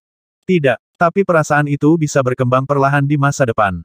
Tang An menggelengkan kepalanya dan berkata, namun, konstitusi Gong Waner sangat istimewa dan akan sangat bermanfaat bagi kultivasi Grandmaster. Tapi, apakah dia memberikan persetujuannya tentang masalah ini? Su Lingyun ragu-ragu. Saya sudah berbicara dengannya tentang masalah ini dan dia juga sangat menyukai Grandmaster, kata Tang An. Dia mengatakan bahwa dia belum pernah melihat pria yang lebih baik daripada Grandmaster dalam hidupnya. Jika demikian, maka aku akan memasukkannya ke dalam daftar juga, kata Su Lingyun. Tapi An kecil, kamu tidak akan memanggil Siwer sebagai Grandmaster lagi nanti. Panggil namanya secara langsung. Tentang ini baiklah. Tang An mengangguk dengan lembut. Beberapa menit kemudian, setelah Tang An pergi, Gu Xiaoxue, yang telah lama menahan perasaannya yang panas dan malu, berkata, Ibu, apakah Anda ingin beristirahat atau Anda ingin saya tinggal bersama Anda untuk mengobrol? Itulah maksudku, Nak. Su Lingyun tertawa dan berkata, yah, Andi dan Tang An telah datang. Saya bertanya-tanya siapa yang akan datang berikutnya. Di luar istana, Kuoko jelas menghabiskan waktu berdandan dengan sengaja. Gaun panjangnya berkibar dan dia memakai berbagai perhiasan saat dia berdiri di pintu depan tempat itu. Ditatap oleh 2 penjaga di luar pintu, dia tidak bisa menahan perasaan panas, terbakar di wajahnya, berharap dia bisa menemukan lubang untuk menggali dan bersembunyi. Tiba-tiba, ekspresinya bergeser dan dia melihat seorang wanita cantik yang kecantikannya dapat merusak negara. Bele yang baru saja keluar dari dalam membuatnya merasa tidak percaya. Aura kecantikan tiada taraf ini sangat tidak menentu pada saat ini dan ternyata Tang An. Kuoko memblokir jalan Tang An dan bertanya, bukankah kamu Tang An? Ya, Tang An mengangguk dengan lembut. Mata Kuoko bergeser ke interior di belakang pintu istana dan ragu-ragu. Kemudian, dia bertanya, kamu ada di dalam untuk registrasi. Tang An menjawab dengan ringan dengan satu kata. Sosoknya kemudian berkedip dan dia langsung menghilang. Daftar. Kuoko tampaknya menyadari sesuatu dan tidak lagi ragu-ragu. Dia terbang ke istana dan kemudian datang ke lantai 2. Saat dia hendak menghentikan utusan di dalam untuk menanyakan keberadaan Su Lingyun, dia tiba-tiba melihat Viviani berdiri di koridor. Kamu juga. Kuoko datang ke Viviani dan bertanya dengan heran. Aku agak takut. Viviani memaksakan senyum. Bagaimana bisa Kuoko tidak takut? Beberapa saat yang lalu, dia terus bertahan selama beberapa menit, berdiri di luar pintu istana dan ragu-ragu. Jika bukan karena Tang An, dia tidak akan memiliki keberanian untuk masuk ke dalam. Melihat senyum pahit dan paksa di wajah Viviani, Kuoko tiba-tiba merasa yakin tentang sesuatu dan tersenyum. Setelah itu, dia menarik tangannya dan berkata, sebenarnya, aku juga agak takut sama sepertimu. Tapi Tang An sudah ada di sini, apakah menurutmu kita masih perlu merasa takut? Tapi bagaimana jika sekte dia tidak tertarik pada kita? Apa yang harus kita lakukan? Viviani ragu-ragu. Aku sudah lama mengamati dan menanyakan sikapnya tentang masalah ini. Dia tidak pernah secara aktif mengejar wanita manapun, apakah mereka Kang Xia, Ouyang Lulu, Mo Wanying, atau Sueyu. Mereka semua yang mengambil inisiatif untuk mengejarnya. Jika mereka bisa melakukannya, mengapa kita tidak? Selain itu, saya tidak berpikir kita kalah dari mereka baik itu penampilan, angka, bantalan, dan tingkat kultivasi kita, untuk memulai. Di ruang tamu, Su Lingyun dan Gu Xiaoxue berhenti mengobrol. Keduanya memiliki tingkat kultivasi yang luar biasa, sehingga mereka dapat dengan jelas mendengar percakapan di koridor di luar. Gu Xiaoxue sendiri bahkan dapat membedakan dua suara akrab milik Kuwako dan Viviani. Berderak, pintu itu diketuk dua kali dengan lembut sebelum didorong dari luar. Saat Kuwako dan Viviani muncul di pintu, Su Lingyun bangkit dengan senyum cerah di wajahnya yang cantik. Kedua wanita itu kemudian mendatanginya dan dia tersenyum berkata, "Aku mendengar kamu. Anda berdua adalah gadis yang baik, dan tidak ada di antara Anda yang lebih buruk daripada yang lain. Saya sendiri sangat senang untuk Siwer karena dia mendapatkan cinta dari kalian berdua." Bibi, Kuwako membuka mulutnya tetapi tidak bisa mengatakan apa-apa karena malu. Sambil memegang tangan mereka, Su Lingyun tersenyum berkata, "Kamu tidak perlu mengatakan lebih banyak. Saya sudah tahu apa yang Anda pikirkan. Nanti, kalian berdua juga harus memanggilku ibu seperti yang lainnya." Ini. Kuwako dan Viviani saling memandang dan akhirnya memanggil ibu dengan intim. Dengan wajah berseri-seri dan bahagia, Su Lingyun berkata, "Kalian berdua juga menantu perempuanku sejak kamu memanggilku ibu. Saya tidak akan mendiskriminasi siapapun berdasarkan kebangsaan atau ras Anda. Mulai sekarang, kalian berdua adalah ibu dari Kekaisaran Tang Besar juga." Karena itu, dia melonggarkan cengkeramannya di tangan mereka, mengambil register dan kemudian menulis nama mereka. Setelah beberapa saat, kedua wanita itu pergi dengan wajah bahagia. Su Lingyun memperhatikan punggung mereka saat mereka pergi dan menutup pintu. Setelah itu, dia menoleh ke Gu Xiaoxue dan tersenyum berkata, "Xiaoxue, Siwer benar-benar diberkati dalam kehidupan ini karena dia bisa mendapatkan cinta dari gadis-gadis luar biasa sepertimu. Bersantai, ibu pasti akan mengajarinya dengan baik jika dia menggertakmu di masa depan." Mendapati dirinya sebagai pendukung yang tangguh tiba-tiba, Gu Xiaoxue tertawa kecil dan menyeringai berkata, "Saya juga akan memperlakukan Tang Xiu dengan baik, ibu." Sesaat setelahnya, Su Lingyun dan Gu Xiaoxue tinggal di ruang tamu selama 3 jam lebih sebelum mereka pergi karena tidak ada orang lain yang datang. Di bukit berhutan di bawah sinar bulan, Kang Xia sedang duduk dan bersandar di pohon dengan tangan memeluk kakinya. Senyum tipis melukis wajahnya sementara Tang Xiu duduk bersila di sebelahnya di atas batu biru besar yang mengenakan ekspresi kompleks. "Kenapa wajah panjang?" tanya Kang Xia saat dia mengambil kembali penglihatannya dari istana dan berbalik ke Tang Xiu. "Kamu pikir aku harus senang dengan apa yang terjadi?" Tang Xiu memaksakan senyum masam dan berkata, "Aku berhutang banyak sekali pada sentimen dan cinta. Saya tidak tahu bagaimana saya harus membayar hutang ini di masa depan. Dan Mom membuatnya lebih buruk, membuatku lebih tertekan dengan aksinya yang nakal. Kenapa dia membuka pendaftaran seperti itu, dan apa yang membuatnya berbeda dari para kaisar zaman kuno itu? Katakan pada saya." Kang Xia nyengir menggoda. "Pendirian kekaisaran besar itu sendiri dan bersamamu sebagai penguasa, yang mana yang berbeda dari para kaisar di zaman kuno?" Tang Xiu memutar matanya sebagai tanggapan dan dengan cepat berkata, "Tentu saja berbeda. Sebenarnya, waktu yang tepat. Para feodalis kuno itu menganggap wanita sebagai kelompok kelas 2, sementara beberapa pria dengan modal biasa-biasa saja masih dapat memiliki jumlah istri dan selir yang lebih besar, mengikuti kaisar mereka, yang menampung istri dan selir mereka di 3 istana dan 6 kamar. Berapa umur kita sekarang dan mengapa kita harus mempertahankan gagasan seperti itu? Menikahi begitu banyak wanita pasti akan membuatku mati bengkok dan kelelahan, bukan?" "Puff hehehe." Kang Xia menyeringai dan menertawakannya sebagai tanggapan. "Kau tahu, kau benar-benar mendapatkannya dengan harga murah dan nyaman untukmu, kan? Meskipun begitu, aku masih benar-benar tidak ingin memiliki kenyamanan seperti itu," kata Tang Xiu dengan enggan. Senyum Kang Xiu mereda dan dia dengan serius berkata, "Jangan bilang kamu tidak mengerti mengapa ibu memecahkan masalah kehidupan cintamu. Dia mengerti seberapa besar usaha yang akan Anda pikul, jadi dia membuat langkah cepat untuk memberantas kekacauan dengan kehidupan cinta Anda. Dia bersedia membantu Anda memberikan status kepada wanita yang menyukai dan peduli Anda ke harem Anda. Dia bahkan melangkah lebih jauh dengan membantu Anda secara langsung mengecualikan beberapa wanita lain yang tidak pantas mendapatkannya." Sebagai orang yang cerdas, itu tidak seperti Tang Xiu tidak dapat memahami situasinya. Itu juga alasan dia memberikan persetujuannya kepada ibunya untuk menyelesaikan masalah ini dan hanya mengambil sikap menunggu dan melihat. Namun, mengapa Andi, Tang An, Gong Waner, Viviani, dan Kuwako juga dimasukkan? Bahkan Gu Xiaoxue juga harus dimasukkan dalam daftar. Bukankah itu sama dengan menarik beberapa aksi nakal? Tiba-tiba, Dia berbalik untuk melihat Kang Xia dan bertanya, jangan bilang kau tidak terganggu dengan ini semua. Aku akan berbohong jika aku mengatakan aku tidak merasakan apa-apa. Kang Xia menggelengkan kepalanya dan melanjutkan, setiap orang memiliki tingkat keegoisan, terutama ketika menyangkut pasangan. Tapi saya sangat menyadari betapa cemerlang dan mempesonanya Anda. Anda terlalu brilian, tidak mungkin memiliki Anda untuk saya sendiri. Tapi tidak peduli betapa tidak relaksnya, pahit, dan menyakitkannya bagiku, aku hanya bisa menekan perasaan seperti itu dan menahan diri. Saya tidak ingin kehilangan Anda. Saya hanya bisa berharap ada tempat bagi saya di hati Anda apa yang saya yakin mereka pikirkan juga.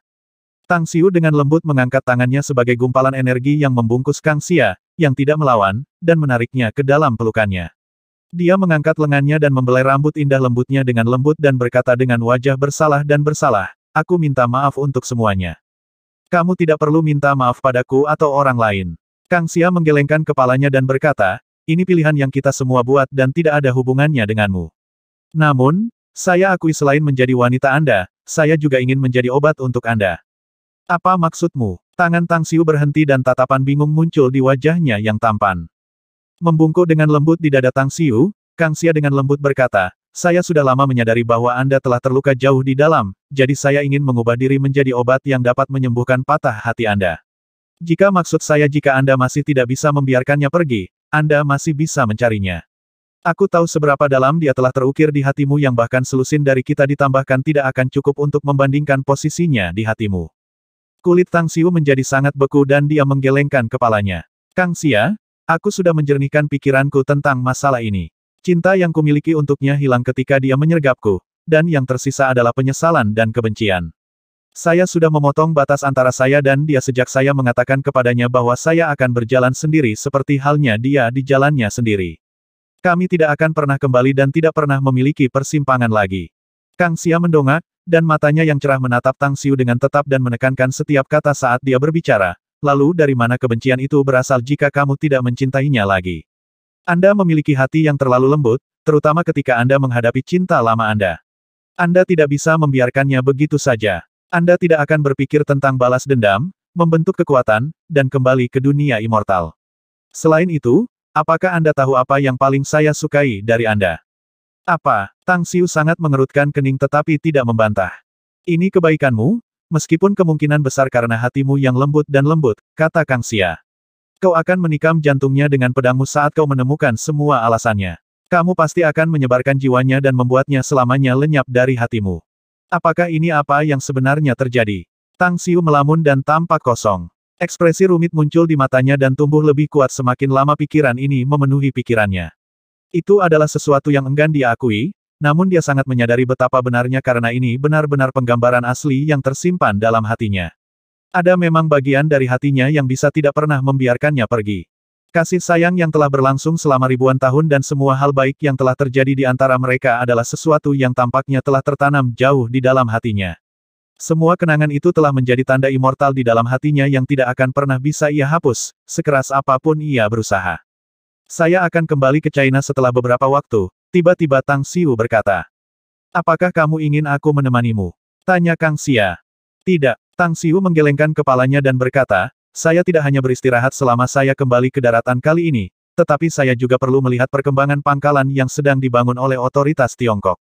Jika ada, saya mungkin tidak bisa berbuat banyak, tapi setidaknya sebelum saya pergi, saya berharap saya bisa melihat bahwa umat manusia di bumi memiliki kemampuan untuk melindungi diri ketika menghadapi musuh di masa depan, tidak peduli seberapa kecilnya itu.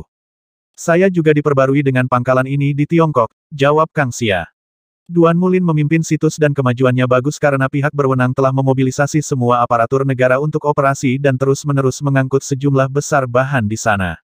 Perusahaan Magnificent Tang kami baru saja menyediakan 10 miliar dolar AS tahun lalu untuk membantu negara. Jika tebakan saya benar, kapal luar angkasa pertama harus segera dibangun. Bagaimana dengan kerahasiaan? Tang Xiu bertanya. Langkah-langkah kerahasiaan telah disempurnakan dan setiap kelompok dari tentara telah menugaskan pasukan elit untuk membentuk pengawal bayangan yang akan ditempatkan di hampir setiap sudut negara. Kang Xia melanjutkan, selain itu, Departemen Intel kami diam-diam memantau situasi dan memberikan bantuan dalam kegelapan. Tidak ada negara yang memperhatikan pangkalan ini di Cina, meskipun persaingan antara China dan berbagai negara di dunia telah meningkat lebih intens selama 3 tahun terakhir. Terutama setelah Aeroglider dijual di pasar, berbagai negara mulai mengincar teknologi tinggi dari Magnificent Tang Corporation. Tapi saya sudah lama mengharapkan situasi seperti itu, kata Tang Xiu. Ya, meskipun perjuangan antara Tiongkok dan negara-negara lain di dunia telah meningkat, kekuatan kultivasi di negara-negara lain menjadi sangat waspada terhadap praktisi Tiongkok, terutama setelah Sekte Tang kita menghancurkan klan penyihir surgawi dan membuat mereka agak takut. Oleh karena itu, hal itu menyebabkan operasi intel yang menyusup ke Tiongkok tetap sangat rendah dan mengurangi kekuatan. Seperti kata pepatah, sulit bagi gunung untuk mengakomodasi 2 harimau atau lebih, kata Tang Xiu. Bumi sangat kecil namun memiliki 200 negara, memberi atau menerima. Jumlah negara pada mulanya hanya konyol dan bertentangan dengan hukum kodrat kelangsungan hidup bagi peradaban yang lebih tinggi.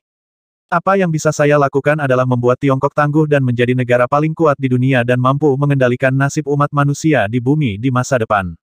Jika di masa depan mereka yang memegang kekuasaan di Tiongkok berpandangan jauh ke depan, berpikiran luas, dan mampu mengabaikan pembagian dalam kebangsaan dan ras, umat manusia akhirnya dapat membentuk sistem kekuasaan baru yang dapat menyatukan seluruh umat manusia di bumi dan sepenuhnya terintegrasi untuk membentuk sistem peradaban yang lebih tinggi dan baru. Kang Xia ragu-ragu dan bertanya, apakah kita benar-benar tidak akan kembali ke sini di masa depan? Kami akan dapat kembali, meskipun itu tidak akan bisa dilakukan secepat ini, kata Tang Xiu. Mungkin itu akan membawa kita berabad-abad, beberapa milenium, atau puluhan ribu tahun. Tidak ada yang tahu apa yang akan terjadi di masa depan. Waktu berlalu dan berlalu dengan cepat. Setengah bulan setelah Tang Sekte mengubah namanya menjadi Kekaisaran Tang Besar, Tang Xiu merasa kehidupan sehari-harinya menjadi sangat mengerikan. Aksi registrasi harem yang ibunya tarik dan nama-nama wanita yang tercantum di atasnya telah menyebar dan diketahui oleh semua anggota kerajaan Tang Besar. Bagian yang paling menyedihkan adalah kenyataan bahwa bahkan protagonis wanita itu menyatakan pada kesempatan yang berbeda dan pada waktu yang berbeda bahwa itu adalah kehormatan besar bagi mereka untuk terdaftar sebagai anggota harem dari Kekaisaran Tang Besar. Ada juga beberapa yang terlibat. Tapi satu yang Tang Xiu tidak pernah bayangkan adalah Gong Wan-er. Dia membuat pernyataan bahwa dia akan setia dan mengikuti pria yang dinikahinya tidak peduli siapa dia, dan menikah dengan Sovereign benar-benar merupakan berkah. Dengan demikian, kemunculan tiba-tiba dari 13 wanita pertama kerajaan Tang Besar. Selama setengah bulan terakhir, Tang Xiu menghabiskan siang hari sibuk membentuk 4 resimen utama dan melakukan latihan dan instruksi untuk mereka setiap hari, sedangkan ia menghabiskan malam-malam menemani para wanita. Bahkan jika dia hanya menemani mereka dan tidak melakukan apa-apa lagi, dia tidak bisa menahan diri untuk merasa seperti sedang duduk di ujung jari. Saya harus lari. Dia akhirnya menyerah dan hanya meninggalkan pesan kepada Gu Yan-er dan bergegas pergi ke Shanghai dengan pesawat. Bandara di Pulau Sembilan Naga telah ditingkatkan selama pengembangan 2 tahun terakhir dan bahkan rute penerbangan dari berbagai negara telah berjalan selama beberapa waktu. Karena itu, Tang Xiu tidak lagi harus mengambil penerbangan dari Saipan. Dalam jet pribadi yang terbang di tengah awan, Tang Xiu menghirup anggur berkualitas dengan sedikit senyum di sudut mulutnya. Baru sekarang akhirnya dia bisa santai. Menguasai. Tang Alang keluar dari kokpit sambil memegang panci termos dan meletakkannya di depan Tang Xiu. Seringai di wajahnya, dia berkata, Nyonya Xiaoxue mengatakan bahwa bubur bekerja dengan baik untuk perut dan harus disajikan dan dimakan lebih awal. Dia juga mengatakan bahwa mengambil sup akan bagus untuk tubuh Anda, jadi Nyonya Xiaoxue menambahkan beberapa bubur, mengatakan bahwa tidak hanya akan mengikis lemak Anda tetapi juga menyehatkan tubuh dan kesehatan Anda. Itu benar. Ia juga mengatakan bahwa Anda telah bekerja keras selama setengah bulan dan ada beberapa obat untuk ginjal Anda yang ditambahkan dalam sup 8 benih berharga juga. Dia mengatakan bahwa itu akan sangat bagus untukmu. Bekerja keras. Tang Xiu hanya bisa merasakan kulit kepalanya mati rasa. Memikirkannya, dia memang bekerja keras selama setengah bulan. Terutama karena Kang Xia, Ouyang Lulu, Mo Wanying, dan Sue Yu. Keempat wanita ini yang menemaninya selama 4 malam dan hanya berubah menjadi serigala dan harimau yang lapar. Tunda masalah ini, mengerti. Tang Xiu kemudian mengambil sebuah arai manual yang baru saja ditulisnya dari cincin interspatial dan memberikannya kepada Tang Alang. Kemudian, dia berkata, kamu telah mempelajari seni perang dan membiasakan diri dengan taktik pertempuran yang dilakukan dalam perang di bumi sejak zaman kuno. Namun, Anda juga seorang kultivator, jadi saya mengambil waktu Anda untuk bersantai dan melupakan semua strategi pertempuran di kepala Anda untuk sementara waktu untuk bersiap belajar perang di dunia immortal. Ini adalah catatan formasi pertempuran dan susunan yang akan Anda pelajari nanti. Anda harus mahir dalam berbagai keterampilan, dan pembentukan pasukan adalah bidang yang sangat penting untuk dipelajari jika Anda ingin menjadi komandan pasukan. Tang Ahlang menerima manual arai dan mengambil tempat duduk di depan Tang Xiu. Setelah membaca 2 atau 3 halaman, wajahnya yang halus tampak bahagia dan terkejut. Dia telah rajin dan tak kenal lelah belajar selama 3 tahun terakhir, terutama dalam hal perang di zaman kuno dan zaman modern di bumi. Kadang-kadang, ia juga tinggal di paviliun perpustakaan untuk membaca buku tentang susunan dan formasi pertempuran, jadi ia memiliki sedikit pengetahuan tentang aspek ini.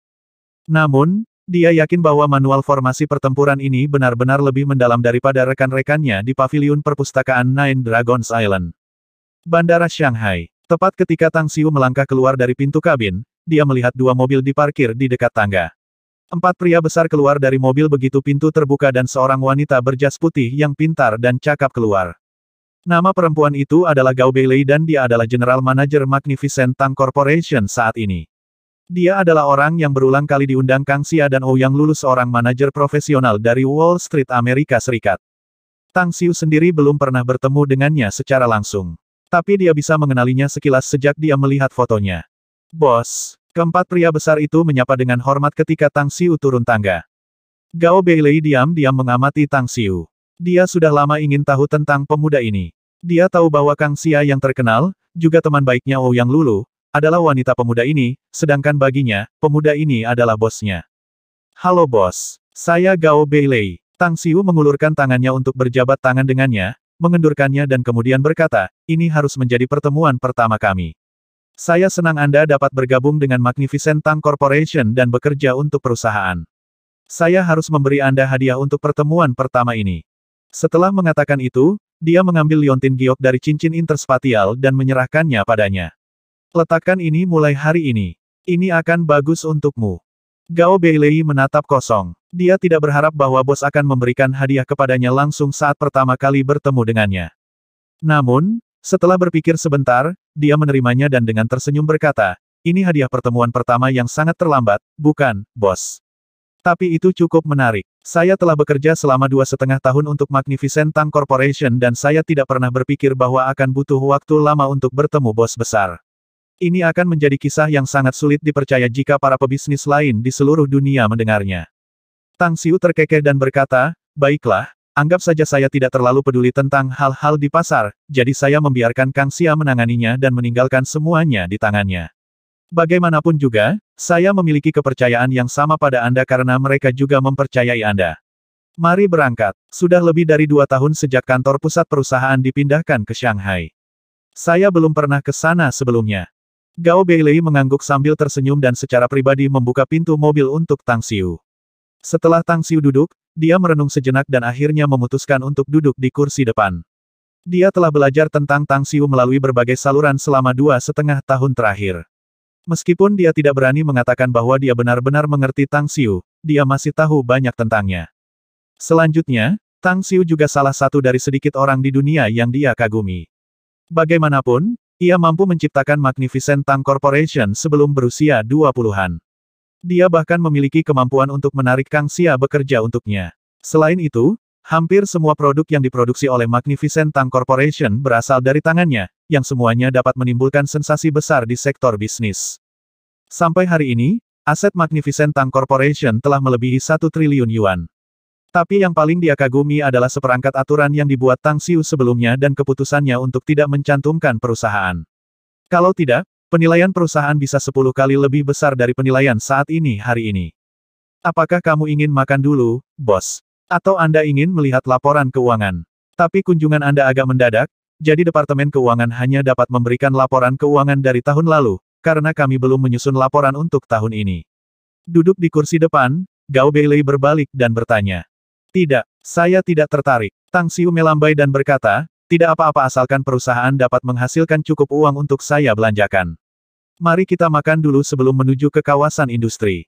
Saya juga perlu melakukan beberapa hal lain sesudahnya. Ngomong-ngomong, Mo Yi juga harus berada di kawasan industri, kan? Apakah dia baik-baik saja dalam beberapa tahun terakhir? Profesor Mo memang bekerja di lembaga penelitian di dalam kawasan industri.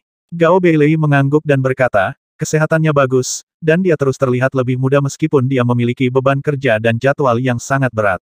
Senang mendengar. Tang Xiu mengangguk. Kedua mobil meninggalkan bandara dan memasuki jalan raya kurang dari 10 menit setelahnya. Tang Xiu kemudian melihat pemandangan baru di sekitarnya di langit. Banyak orang berdiri di aerogliders dan terbang cepat. Beberapa terbang sendirian, beberapa tampak seperti pasangan, dan suami dan istri berpelukan atau berpegangan tangan saat terbang. Lebih lanjut, hal yang menarik adalah bahwa mereka terbang di rute penerbangan tertentu dan mengikuti rute tetap di atas jalan. Setelah beberapa menit pengamatan, dia melihat setidaknya ratusan orang terbang dengan aeroglider, tetapi yang mengejutkan, tidak ada dari mereka yang meninggalkan rute penerbangan di atas jalan. Jadi, bagaimana dengan penjualan aeroglider? Tang Xiu mengambil kembali visinya dan bertanya. Sangat bagus meskipun penjualan aeroglider agak terbatas karena jumlah produk yang terbatas. Gao Beilei mengangguk dan menjelaskan, namun, harganya sangat tinggi karena itu, dan kami hanya dapat menjual 1 juta unit per tahun. Jadi, kami hanya menjual 2 juta unit dalam 2 tahun terakhir di rumah. Kami mengekspor 20 juta unit di luar negeri, sehingga total 40 juta unit telah terjual dalam 2 tahun. Sejauh ini, jumlah aeroglider generasi pertama yang dijual oleh perusahaan kami adalah 42 juta unit. Tang Xiu diam-diam kaget karena dia sendiri tidak berharap volume penjualan aeroglider akan setinggi ini. Pendapatan yang diperoleh dari penjualan 42 juta unit hanyalah angka astronomi. Ngomong-ngomong, bagaimana dengan usaha patungan antara kita dan Jin Xingqi? Tang Xiu tiba-tiba bertanya. Sudah selesai. Penghasilan bersih akhir adalah 9,1 miliar yuan, jawab Gao Beilei. Namun, saya memutuskan untuk tidak menarik dana dan berinvestasi dalam proyek baru. Proyek baru itu sendiri sudah mulai menjual dan dana mengalir kembali. Perkebunan Jinda milik Jin Xingqi baru saja mentransfer 4,5 miliar semalam, sementara itu diharapkan bahwa mereka akan secara bertahap membayar kita jumlah total sekitar 20 miliar dalam 2 bulan ke depan. Tang Xiu mengangguk sebagai jawaban. Dia tidak peduli dengan angka-angka ini dan hanya bertanya dengan santai karena dia ingat Jin Xingqi beberapa saat yang lalu. Gao Beilei berbalik dan menyipitkan matanya ketika dia melihat Tang Xiu terdiam. Setelah berpikir sebentar, dia berkata, "Bos, perusahaan kami sebenarnya sedikit kekurangan uang baru-baru ini." Datang lagi. Tang Xiu tidak bisa mempercayai telinganya sejenak.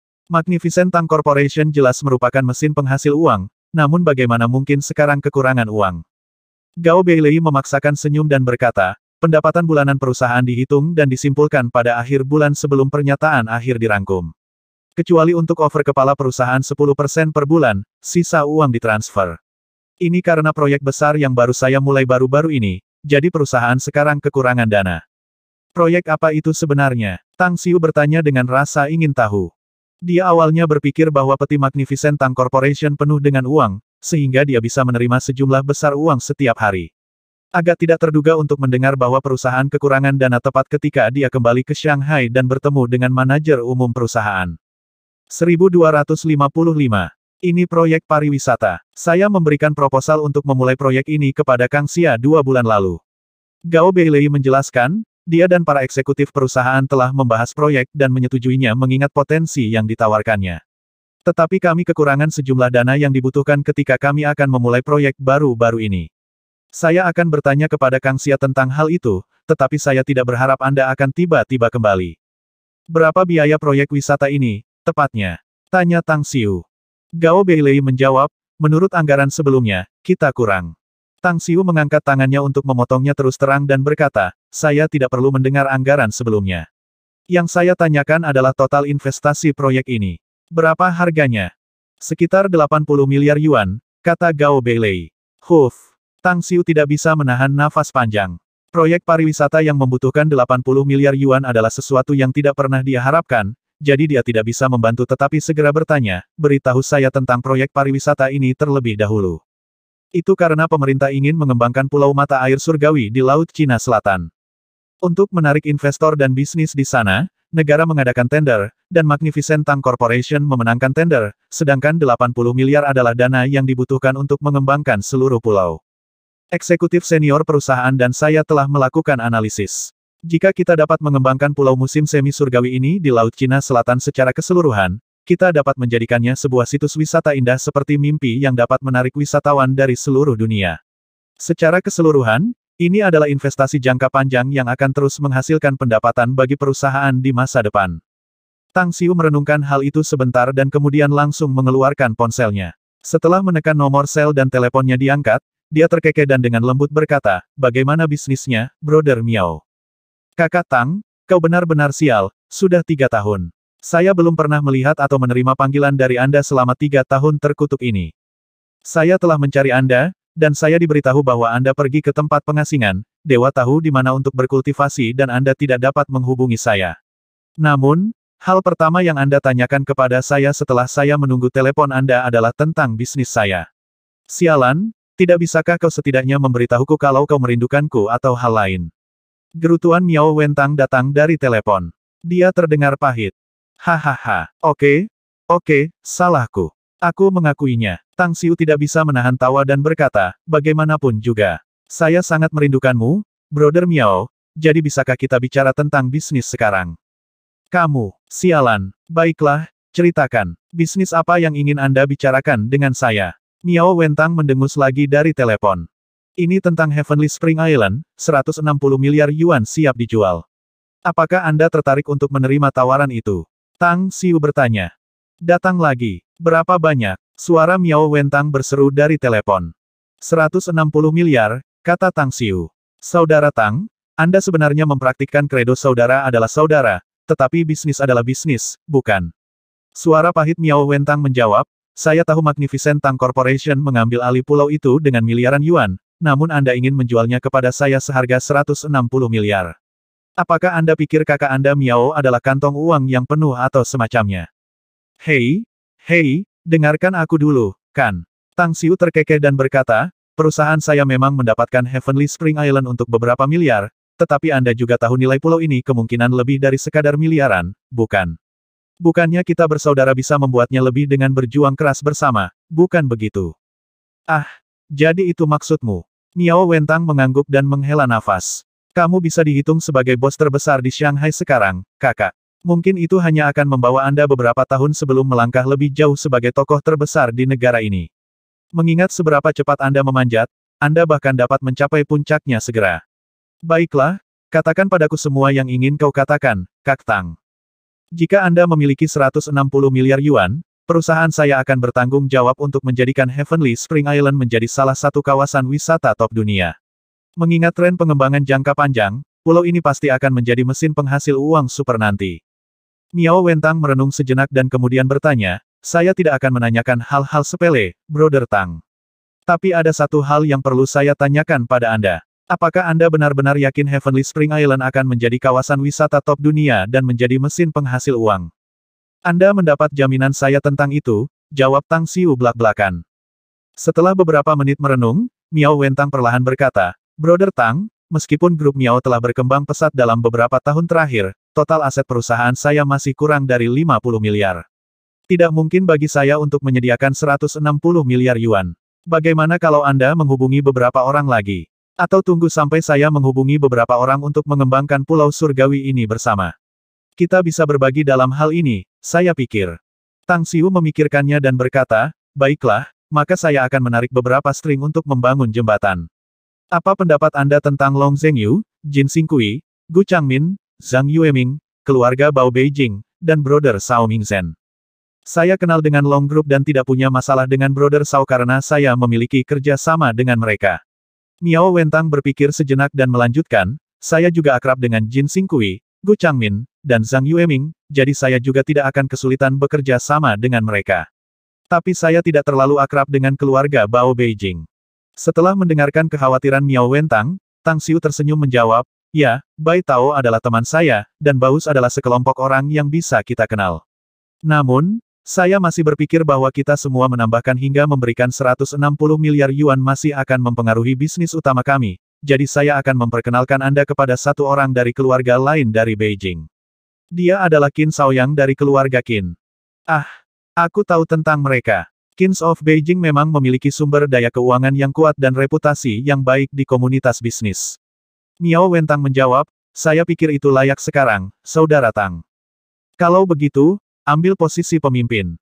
Tang Xiu tersenyum menjawab, ngomong-ngomong, aku akan tinggal di Shanghai setidaknya selama seminggu. Mari kita bicara lebih banyak tentang ini ketika kamu datang, oke? Mengerti. Miao Wentang mengangguk meskipun dia berbicara di telepon. Dia telah mengenal Tang Xiu selama lebih dari 5 tahun dan berpikir bahwa dia mengenal Tang Xiu dengan sangat baik dan sangat percaya padanya. Dia percaya bahwa Tang Xiu tidak akan membuat mereka menderita karena dia adalah orang yang mengusulkan proyek pulau musim semi surgawi di Laut Cina Selatan. Setelah menutup telepon, Tang Xiu menatap Gao Beilei di samping dan segera bertanya sambil tersenyum, "Kamu pikir ini sangat tidak disengaja dan merasa terkejut, bukan?" "Ya, sangat tak terduga." Gao Beilei mengangguk. Magnificent Tang Corporation hanya memiliki satu sifat penting dalam keberadaannya, yaitu mengakumulasi uang dengan cepat dan tidak menghasilkan uang dalam jangka panjang. Tang Xiu tertawa kecil dan menjelaskan. "Secara keseluruhan, kredo kami adalah bagaimana menghasilkan uang paling banyak dalam waktu singkat. Anda dapat mengatakan bahwa mengeluarkan 80 miliar yuan untuk investasi jangka panjang sepenuhnya berlawanan dengan filosofi saya. Aku tidak mengerti, bos. Menurut tren pengembangan Magnificent Tang Corporation saat ini, adalah mungkin bagi perusahaan kami untuk menjadi perusahaan terbesar di dunia." Gao Beilei mengerutkan kening. "Mengapa kamu begitu picik?" "Bukannya aku berpikiran pendek, tapi aku punya rencana dan niat sendiri," kata Tang Xiu. "Saya baru saja mengatakan bahwa Magnificent Tang Corporation hanyalah alat bagi saya untuk mengumpulkan uang, yang dengannya saya dapat mengumpulkan uang paling banyak dalam waktu singkat. Belum lagi Heavenly Spring Island di Laut Cina Selatan, bahkan Magnificent Tang Company hanya akan mengambil sebagian saham dan menyerahkan seluruh perusahaan ke negara itu 2 tahun kemudian." Gao Beilei terguncang, dan rasa tidak percaya melukis mata dan wajahnya. Dia buru-buru bertanya, "Kenapa? Apa sebenarnya yang ingin Anda capai dengan melakukan ini?" "Saya punya alasan, jadi jangan tanya lagi," jawab Tang Xiu ringan. "Apa yang harus Anda lakukan dalam 2 tahun ke depan adalah menghasilkan uang sebanyak mungkin untuk saya dan cukup uang untuk diri Anda sendiri. Setelah batas waktu 2 tahun habis, saya akan memberi Anda 10% saham di perusahaan. Pada saat itu, apakah Anda masih bertanggung jawab atas perusahaan atau hanya ingin menikmati hidup Anda hanya perlu menunggu dividen nanti." Terkesiap. Meskipun memiliki karakter yang tangguh, Gao Beilei tidak bisa membantu tetapi megap-megap setelah mendengar pernyataan Tang Xiu ketika badai mengamuk di dalam hatinya. 10% saham. Hanya penilaian saat ini dari total aset perusahaan Magnificent Tang saja sebesar 1 triliun yuan, memberi atau menerima, 10% sahamnya sama dengan 100 miliar. Dan Tang Xiu baru saja memberinya 100 miliar yuan begitu saja. Mengapa? Gao Beilei, yang selalu berpikir bahwa dia sangat cerdas dengan IQ tinggi, bingung oleh keputusan Tang Xiu. Sebagai tanggapan, Tang Xiu tersenyum dengan acuh tak acuh. "Jangan terlihat begitu terkejut, 10% saham hanyalah hadiah kecil untuk Anda. Saya akan memberi Anda hadiah ekstra jika Anda dapat memuaskan saya dengan kinerja Anda dalam 2 tahun ini. Saya jamin hadiah yang saya berikan kepada Anda akan menjadi sesuatu yang tidak akan pernah bisa Anda beli bahkan jika Anda bisa menjadi triliuner di masa depan." Gao Beilei bergidik dalam hati dan mengangguk tanpa kata. Tang Xiu tidak ingin menjelaskan lebih lanjut, jadi dia tidak lagi bertanya. Terlepas dari apakah dia benar-benar bisa mendapatkan 10% saham perusahaan di masa depan, dia masih akan mengikuti instruksi Tang Xiu.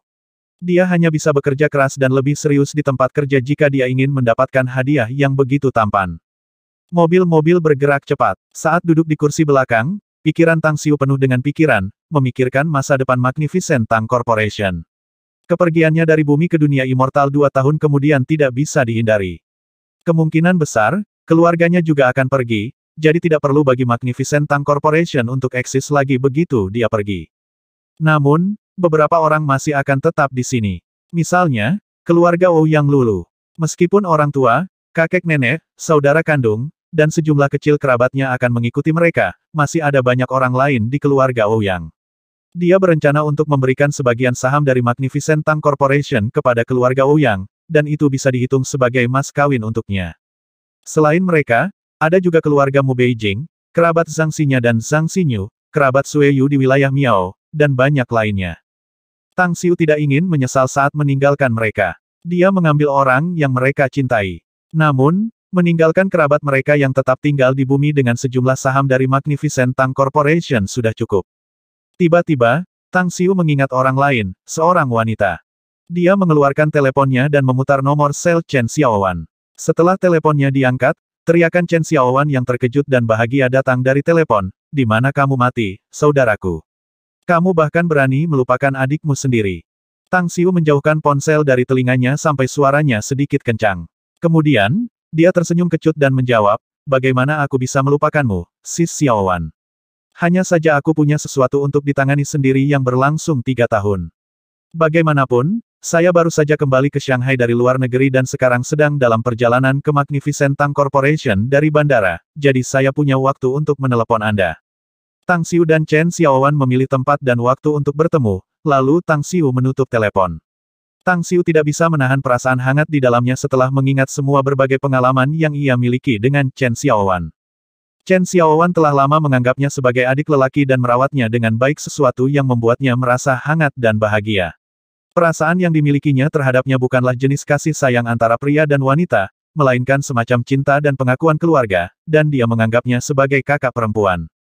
Aku juga akan membawamu pergi jika kamu mau mengikutiku. Saya juga akan memberi Anda jaminan kehidupan di masa depan jika Anda memilih untuk tinggal di sini. Tidak ada yang akan mengubah fakta bahwa Anda adalah kakak perempuan saya. Tang Xiu bergumam ke dalam saat matanya bergeser keluar jendela. Bangunan-bangunan tinggi di sekitarnya terus mengalami kemunduran, dan jalan-jalan yang ramai dengan deretan toko dipenuhi dengan barisan barang yang memukau dan kerumunan orang memudar. Tang Xiu merasa seperti kehidupan biasa semakin jauh darinya, dan sepotong kehidupan yang damai akan segera berakhir. Apakah kamu keberatan aku bertanya sesuatu, Gao Beilei? Tang Xiu tidak menarik pandangannya, tapi suaranya agak tidak biasa ketika dia bertanya. Tolong tanyakan, bos, jawab Gao Beilei lembut. Menurut Anda apa yang orang inginkan dalam hidup? Kehidupan yang indah penuh dengan sensasi atau hanya kehidupan yang mudah namun rata-rata seumur hidup? Tang Xiu bertanya. Pasti menjalani kehidupan yang indah, jika tidak memilih kehidupan yang biasa-biasa saja akan membuat seseorang akhirnya menyesal ketika mereka sudah tua, kata Gao Beilei. Namun demikian, pertanyaan seperti itu bukanlah sesuatu yang hanya memiliki satu jawaban.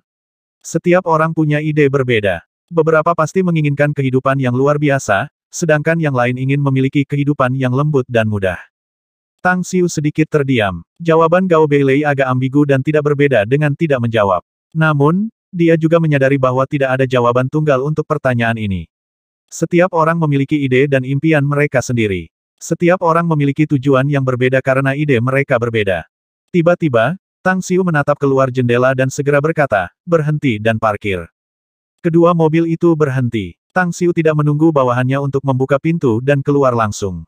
Dia melihat Su Yaning duduk sambil memegang es krim di seberang jalan, berpegangan tangan dengan pria tampan. Tang Xiu tidak berharap bertemu dengannya di sini. Dalam kenyataannya, dia selalu menjijikkan kepada keluarga Su sejak dia kembali dari dunia immortal. Dia menjaga jarak tertentu dari mereka bahkan jika dia tidak repot-repot memiliki persimpangan dengan mereka. Dia bahkan tidak peduli tentang Su Sangwen, Su Yaning, atau Su Xiangfei selama ini. Namun, dia telah mengajar Su Xiangfei teknik kultivasi dan membiarkannya berlatih diam-diam, tetapi dia tidak memberinya sumber daya kultivasi. Gao Beilei, aku baru saja melihat seorang kenalan. Kamu tidak perlu menemaniku makan siang. Saya akan pergi ke Magnificent Tang Haki sendirian nanti. Kami akan berbicara lagi pada saat itu. Gao Beilei ragu-ragu dan bertanya, haruskah saya meninggalkan Anda mobil? Tidak dibutuhkan. Tang Xiu menggelengkan kepalanya. Saat Gao Beilei pergi, Tang Xiu menyeberangi persimpangan zebra. Ketika dia berdiri di depan Su Yaning dan pria tampan itu, dia terkekeh dan berkata, "Hei, Bele dan Beao, mau memberi saya wajah dan makan siang dengan saya?" Hah? Ekspresi Su Yaning ketika dia melihat Tang Xiu seolah-olah melihat dunia baru dengan ekspresi tak percaya di wajahnya. Dia melepaskan tangan pria tampan itu dan mondar-mandir beberapa langkah ke Tang Xiu dan mencubit wajahnya. "Hei, aku serius." Tang Xiu tersenyum berkata sambil mendorong tangannya dengan cepat, tampak geli. "Sudah lebih dari 3 tahun dan kupikir kau sudah mati. Tapi kau masih hidup, tapi kenapa tidak ada yang melihatmu selama ini?" Su Yaning bergumam. Wajah pemuda tampan itu berubah. Dia sangat merasa bahwa hubungan antara Su Yaning dan Tang Xiu tidak sederhana. Dengan tampang bermusuhan, dia melangkah maju dan meraih lengan Su Yaning dan bertanya dengan muram, "Siapa orang ini, Yaning?" Tang Xiu sendiri bisa merasakan permusuhan yang pria tampan ini tuju padanya dan tersenyum berkata, "Apakah kamu percaya jika aku mengatakan bahwa aku pacarnya?" "Tutup mulutmu," teriak pria tampan itu, "pacar Yaning adalah aku." Tampak seperti terbangun dari mimpi, Su Yaning memandang Tang Xiu, yang sedikit tersenyum. Dia segera menamparkan tangan Tang Xiu dengan cepat dan berkata, "Potong omong kosong, ya. Chang Wei, biar aku kenalkan kamu dengan sepupuku. Dia Tang Xiu, putra bibiku. Tang Xiu, ini Chang Wei, pacarku." Tang Xiu samar-samar tersenyum, mengulurkan tangannya ke pemuda tampan itu, dan berkata, "Yah, sepupu saya adalah gadis yang luar biasa, sepupu ipar. Kamu akan berakhir masam tanpa alasan nanti jika kamu tidak bisa mengetahui hal-hal dengan jelas karena cemburu, kamu tahu." Permusuhan yang ditunjukkan oleh Chang Wei kepada Tang Xiu benar-benar menghilang setelah perkenalan Su Yaning. Dia dengan canggung menggaruk kepalanya dan kemudian berjabat tangan dengan Tang Xiu, meminta maaf. "Hei, sepupu, maaf atas sikap buruknya. Saya Chang Wei, manajer penjualan grup Baolai." Tang Xiu memperhatikan perubahan ekspresi Chang Wei ketika ia menyatakan kalimat terakhir. Pria itu jelas terlihat lebih percaya diri dan kemungkinan ingin sedikit membuktikan nilainya dengan sengaja. "Aku Tang Xiu." Tang Xiu menyatakan namanya sambil tersenyum dan berkata, "Sepupu, sepupu ipar, bagaimana kalau makan siang bersama sejak kita bertemu dan sekarang saatnya makan siang?" "Baik-baik saja denganku." Su Yaning mengangguk tanpa berpikir dan setuju. Chang Wei juga mengangguk untuk menyatakan persetujuannya dan dengan tersenyum berkata, "Tang Xiu, kamu terlihat sangat muda, jadi kamu masih harus belajar dan pergi ke universitas di Shanghai, kan? Ngomong-ngomong, mari kita pilih tempat untuk makan siang dulu dan biarkan aku yang menjadi tuan rumah. Saya tahu restoran yang bagus di dekat sini." "Baik." Tang Xiu mengangguk sambil tersenyum. Su Yaning sendiri tidak terlalu memikirkan hal lain. Meskipun dia tahu bahwa identitas Tang Xiu mungkin agak menakutkan bagi orang lain, dia tidak pernah memberitahu siapapun tentang hubungannya dengan dia, terutama kepada kekasihnya, karena takut bahwa sikapnya akan berubah setelah mendengarnya. Di Aula Pesta Immortal, restoran Tang Xiu datang bersama Chang Wei dan Su Yaning ternyata adalah cabang dari Aula Pesta Immortal di Shanghai. Tang Xiu tersenyum ketika dia melihat plakat yang dikenalnya. Menghitung waktu yang berlalu, sudah lebih dari 3 tahun sejak dia terakhir mengunjungi tempat ini, bukan? Dia tidak tahu siapa yang bertanggung jawab atas restoran itu sekarang. "Selamat datang." Dua wanita yang menyambut membungkuk dan menyapa. Setelah itu, seorang pelayan dengan cepat tiba dan bertanya sambil tersenyum, "Apakah Anda hanya bertiga?" Mempertahankan sikap penuh gaya, Chang Wei tersenyum menjawab, "Itu benar. Hanya kami bertiga. Silakan masuk." Pelayan itu juga wajah baru dan tidak mengenali Tang Xiu saat dia memimpin ketiga orang ke ruangan dan mengatur kursi untuk mereka. Ada banyak orang yang berlindung di lobi di lantai pertama restoran, tetapi untungnya bagi mereka, ada meja kosong di dekat jendela. Tang Xiu mengamati situasi di restoran dan diam-diam menghela nafas ke dalam. Lebih dari 3 tahun telah berlalu dan situasinya telah banyak berubah, dan dia hanya menemukan 2 karyawan senior di sini. Tapi kedua orang ini masih menyapa tamu lain dan tidak memperhatikannya. Setelah duduk, Chang Wei mengambil menu dan kemudian menyerahkannya kepada Tang Xiu sambil tersenyum berkata, "Sepupu Tang Xiu, Anda adalah orang pertama yang saya temui di antara kerabat Yaning. Aku harus beberapa tahun lebih tua darimu, jadi pasti ada banyak hal yang kita berdua sukai. Pokoknya, pesan ala carte, apapun yang Anda inginkan. Semuanya ada pada saya karena saya sudah siap untuk merawat kerabat calon istri saya." Jejak rasa malu terlihat di wajah Su Yaning, dan dia menamparkan tangan Chang Wei dan dengan canggung memarahinya sambil tersenyum. "Omong kosong apa yang kamu bicarakan? Saya tidak berpikir saya telah berjanji untuk menikahi Anda." Rasa malu Su Yaning membuat Tang Xiu menyadari bahwa sepupunya benar-benar menyukai Chang Wei.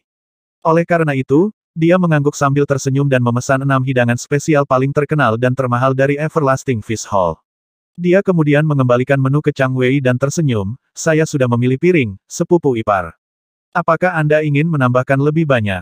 Masing-masing dari 6 hidangan khusus yang dipesan Tang Xiu mahal dan membuat Chang Wei tersenyum pahit. Bahkan jika dia tidak memesan lebih banyak piring, dia harus menggali ke sakunya dan menghabiskan setengah dari gaji bulanannya. Namun, dia masih memesan 2 hidangan lagi meskipun merasa agak gelisah. "Kamu memesan terlalu banyak hidangan, tahu. Akan sia-sia jika kamu tidak bisa makan semuanya, sepupu." Su Yaning menggelengkan kepalanya sambil tersenyum.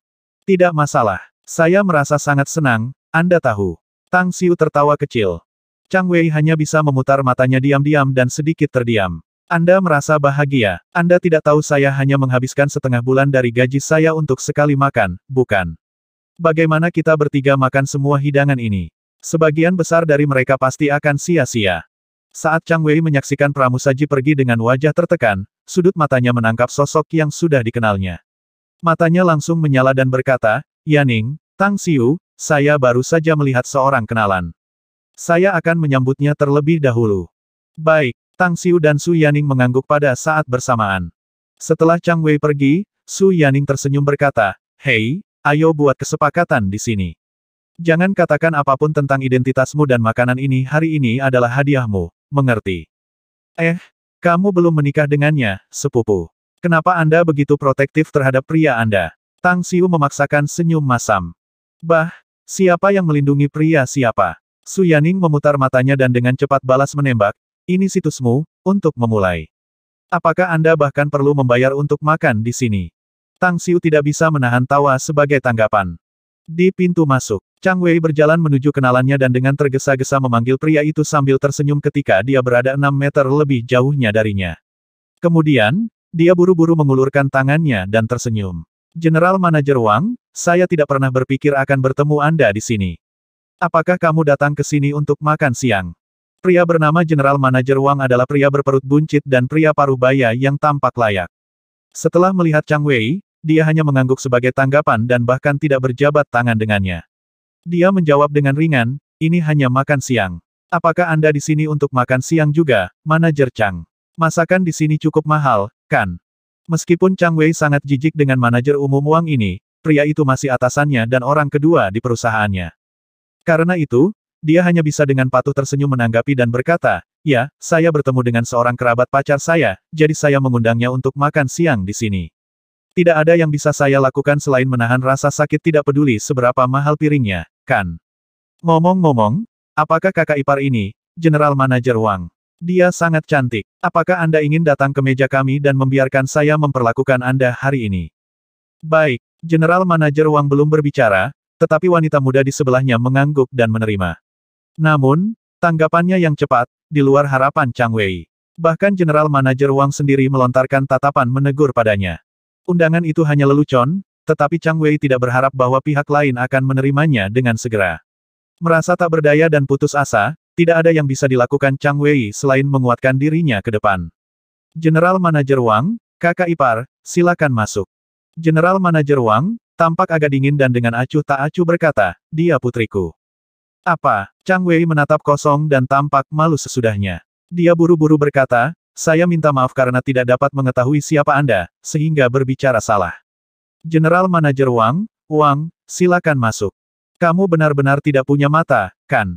Gadis itu tertawa kecil dan berkata, saya benar-benar tidak mengerti mengapa ayah saya mengenal seseorang seperti Anda. Ayo masuk, kalau begitu. Saya ingin melihat pacar seperti apa yang Anda temukan dengan mata seperti itu. Dia harus menjadi orang buta sepertimu, iya. Buta, cek kamu. Chang Wei dengan marah bersumpah di dalam. Dia tidak bisa menahan perasaan firasat buruk di dalam dirinya. Meskipun masih muda, dia telah mengalami banyak hal. Bagaimana mungkin dia tidak melihat bahwa putri manajer umum Wang ini memiliki niat untuk membuat kekacauan.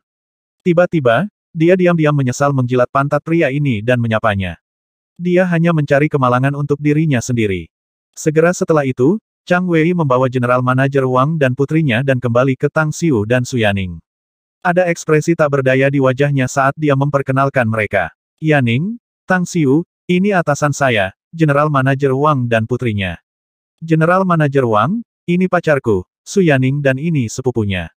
Setelah melirik wajah Su Yaning, pandangan General Manager Wang akhirnya jatuh pada wajah Tang Xiu dan mengerutkan alisnya. Dia merasa bahwa Tang Xiu tampak familiar, tetapi dia lupa di mana dia melihat wajahnya sebelumnya. Halo, Presiden Wang. Tang Xiu bangkit dan mengulurkan tangannya setelah menahan senyumnya. General Manager Wang berjabat tangan dengan Tang Xiu dan mengangguk. Gadis kecilku sengaja membuat masalah, jadi aku harus datang untuk makan malam denganmu dan kuharap aku tidak mengganggumu. Namun, kami masih memiliki sesuatu untuk dilakukan dan tidak dapat makan siang dengan Anda. Silakan dinikmati makanannya. Ayah, mata wanita muda itu tidak pernah meninggalkan Tang Xiu begitu dia melihatnya. Ketika dia mendengar ayahnya berkata bahwa mereka akan pergi, dia buru-buru meraih tangannya.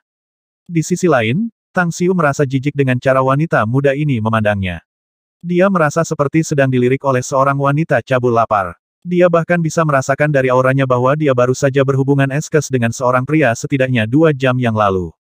Saya melihat, maka kami tidak akan berkeras agar Anda menemani kami karena Presiden Wang masih memiliki hal-hal yang cenderung. General Manager Wang melirik putrinya, lalu memandang Tang Xiu dan merasa sedikit tidak berdaya di dalam. Setelah memberikan sebagai jawaban, ia mengabaikan tatapan memohon putrinya dan menariknya pergi. Saat dia berjalan beberapa meter, Mata General Manager Wang tiba-tiba bersinar ketika dia melihat manajer Aula Pesta Immortal masuk ke dalam. Dia mondar-mandir untuk menyambutnya segera dan dengan tersenyum berkata, "Merhu, putriku telah kehilangan piring dari Aula Pesta Immortal. Dia baru saja menarik saya tepat setelah saya selesai makan siang." "Kamu?" Manajer setengah baya yang halus, yang mengenakan kacamata berbingkai emas, hanya mengangguk kepada manajer umum Wang sebagai tanggapan dan langsung melewatinya, menyebabkan senyum manajer umum Wang membeku. Manajer kemudian berjalan ke arah Tang Xiu dan dengan hormat membungkuk dan berkata, "Bos, saya tidak tahu Anda sedang makan di sini. Saya harap Anda tidak menyalahkan saya. Nama saya Hu Haoming, dan saya sekarang bertindak sebagai manajer umum Balai Perayaan Immortal Shanghai kami." Senyum masam muncul di wajah Tang Xiu saat dia mengangguk dan berkata, "Aku tahu. Pergi cenderung ke bisnis Anda terlebih dahulu. Saya baru saja kembali ke daratan. Tunggu aku untuk menyelesaikan makananku, aku akan pergi ke lantai 2 untuk menemukanmu sesudahnya." Hu Haoming ragu-ragu untuk beberapa saat sebelum dia mengangguk dan dengan bijaksana berkata, "Kalau begitu aku akan menunggumu. Tapi tolong segera beritahu saya jika Anda membutuhkan yang lain. Saya akan segera siap melayani Anda." Setelah mengatakan itu, dia mengangguk pada Chang Wei dan Su Yaning sebelum dengan bijaksana berbalik dan pergi. "Bos," Chang Wei terperangah. Dia tahu general manajer restoran ini dan sangat menyadari bahwa pria itu terkenal di industri restoran di ibu kota. Namun, ia tidak pernah bermimpi bahwa restoran kelas atas yang ia pilih secara acak ternyata adalah bisnis Tang Xiu. Harus dicatat bahwa Aula Pesta Immortal sekarang dimiliki oleh Magnificent Tang Corporation. Seberapa besar perusahaan ini hanyalah raksasa. Namun, Tang Xiu sebenarnya adalah pemilik Aula Pesta Immortal. Itu sangat sulit dipercaya. Tiba-tiba, murid-murid Chang Wei tiba-tiba menyusut dan dia tidak bisa menahan diri untuk tidak gemetaran. Dia akhirnya menyadari satu hal. Aula Pesta Immortal milik Magnificent Tang Corporation dan manajernya baru saja menyebut Tang Xiu sebagai bos. Lalu Tang Xiu apakah dia pemilik Magnificent Tang Corporation? Tang Xiu, Tang Xiu, Tang Xiu. Chang Wei mengingat nama itu di benaknya 3 kali dan kakinya segera menjadi lunak. Jika dia tidak meletakkan tangannya di atas meja untuk menopang dirinya sendiri, dia akan segera merosot ke lantai. Bukankah nama bos besar Tang Xiu dari perusahaan Magnificent Tang Corporation? "Kamu." Bibir Chang Wei menggeliat, tetapi dia tidak bisa mengutarakan hal lain saat ini. Tang Xiu ringan tersenyum dan melambaikan tangannya. "Mertua sepupu, kamu adalah pacar sepupuku, jadi kami adalah saudara. Tidak perlu diganggu oleh latar belakang atau identitas saya ketika kita makan bersama, bukan? Tetapi jika ada satu hal yang perlu saya katakan, kita tidak perlu membayar makanan karena restoran ini milik saya." Beberapa meter jauhnya, General Manager Wang tercengang dan jantungnya berdebar kencang. Dari alamat Hu Haoming barusan, dia tiba-tiba menyadari mengapa dia merasa bahwa pemuda itu tampak akrab.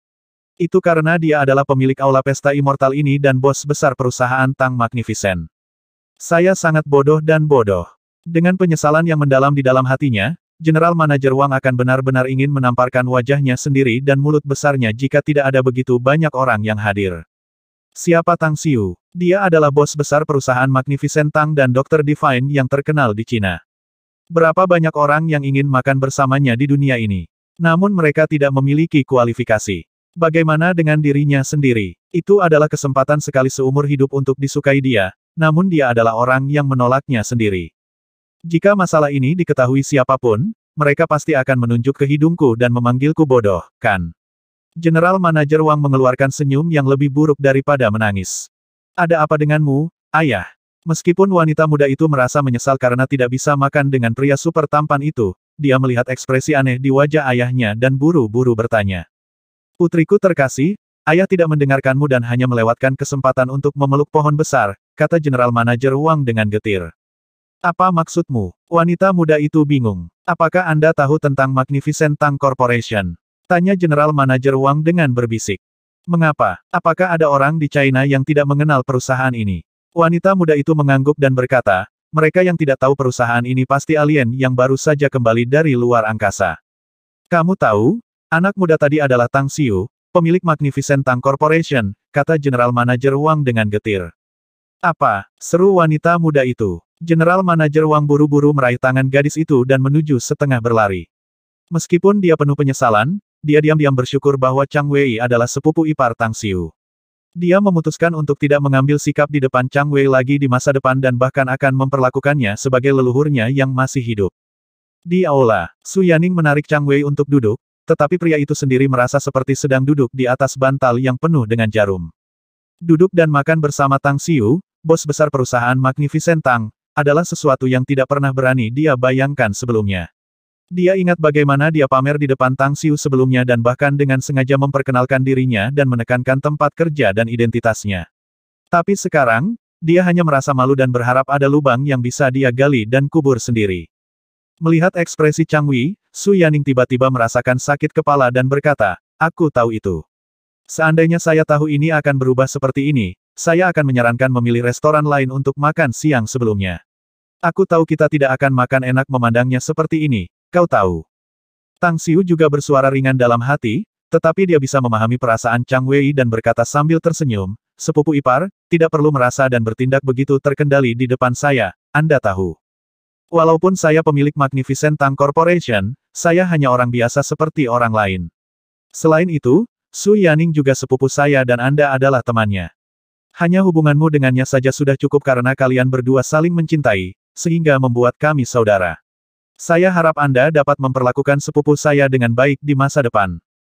"Saya akan melakukan itu." Chang Wei akhirnya tenang dan mengangguk dengan tegas setelah dia berbalik ke Su Yaning dan menatapnya tajam. "Anda tidak menyalahkan saya karena tidak memberitahu Anda sebelumnya?" Su Yaning bertanya. "Aku merasa beruntung kamu tidak memberitahuku tentang itu sebelumnya. Kalau tidak, niat saya untuk bersama dengan Anda tidak akan semurni itu." Chang Wei menggelengkan kepalanya dan tersenyum kecut. "Tang Senior Tang Xiu, kau pemilik restoran ini, jadi aku tidak perlu menamparkan wajahku sendiri untuk memperlakukanmu lagi, kan? Biarkan saya menawarkan Anda bersulang dengan secangkir anggur ini dan gunakan kesempatan ini untuk menunjukkan rasa hormat saya kepada Anda. Bagaimanapun, Anda adalah seseorang yang saya kagumi." "Itu keren." Tang Xiu juga mengangkat gelasnya, bersulang dengan Chang Wei, dan menenggak anggur putih.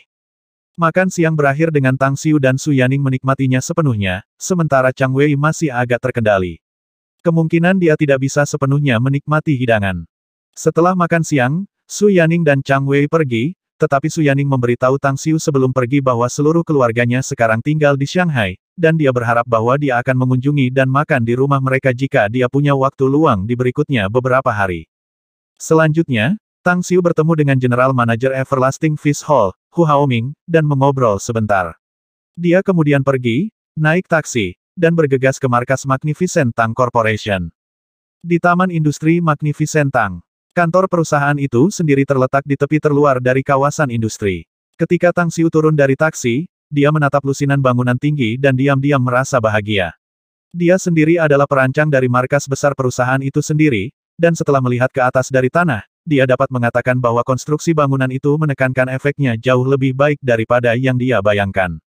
Megah dan penuh gaya, dua kata itu cukup untuk menggambarkan markas besar perusahaan Tang Magnificent. Tang Xiu kemudian berjalan di tangga dan melewati alun-alun air mancur yang luas ketika ia sampai di pintu masuk bangunan. Di sana, dia melihat banyak orang menggesek kartu kerja mereka sebelum masuk. Tang Xiu langsung pergi ke dua penjaga keamanan di sisi kiri dan berkata, "Saya Tang Xiu, pemilik perusahaan ini. Namun, saya tidak memiliki kartu kerja, jadi dapatkan saya sementara." "Bos, Tang Xiu." Kedua penjaga keamanan tidak tahu Tang Xiu dan hanya bertukar pandang, kehilangan apa yang harus mereka lakukan. Melihat bahwa dua penjaga keamanan mengenakan ekspresi kusam, Tang Xiu tiba-tiba bergerak dan menghilang di depan mata mereka. Pada saat berikutnya, dia muncul di kantor General Manager di lantai 66. Di belakang meja, Gao Beilei yang berambut panjang dan berjas dalam jas putih diam-diam membaca beberapa dokumen. Dia segera melihat untuk melihat Tang Xiu ketika dia menyadari bahwa ada seseorang di depannya. "Bos." Gao Beilei buru-buru bangkit dan memanggil dengan ekspresi hormat. "Apakah kamu sibuk sekarang?" Tang Xiu ringan tersenyum. "Bagaimana kalau menemaniku tur taman industri? Saya belum melihat ada orang di muka, jadi semua pabrik sekarang beroperasi sesuai dengan prosedur kerja yang biasa.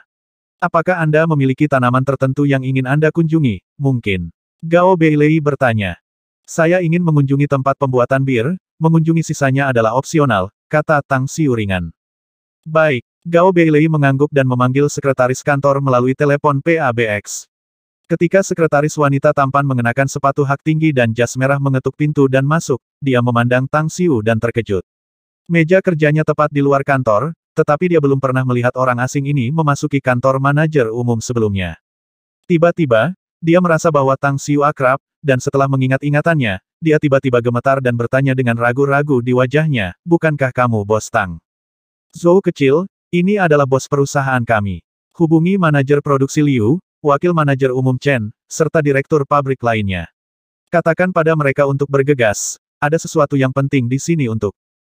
Tang Xiu mengangkat tangannya untuk memotongnya dan dengan ringan berkata, saya tidak ingin membuat parade besar selama kunjungan saya. Cukup temani saya untuk berkeliling-keliling tempat itu. Biarkan direktur pabrik menemani nanti ketika saya mengunjungi masing-masing proyek. Ngomong-ngomong, apa posisi Scarface Qiang sekarang? Saya sudah bertahun-tahun tidak melihatnya, jadi saya sedikit merindukannya. Hah? Scarface Qiang. Gao Beilei bingung dan ingin tahu bertanya, siapa Scarface Qiang ini, bos? Tang Xiu menganga sejenak dan kemudian tiba-tiba tertawa. Ah, hahaha, itu nama panggilan seorang pria yang akrab. Namanya Dai Qiang, dan dia adalah direktur pabrik anggur ketika pabriknya berada di Star City.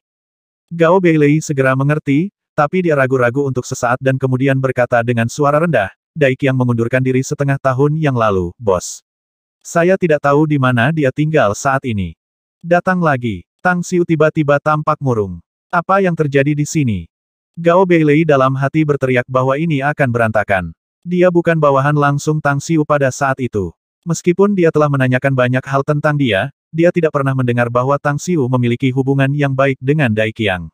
Dalam acara setengah tahun yang lalu, wakil manajer umum Chen telah menjadi figur nomor 2 di Magnificent Tang Corporation, jadi wajar jika dia sedikit menyukai pria ini dan akhirnya memaksa Dai Qiang untuk mundur karena marah.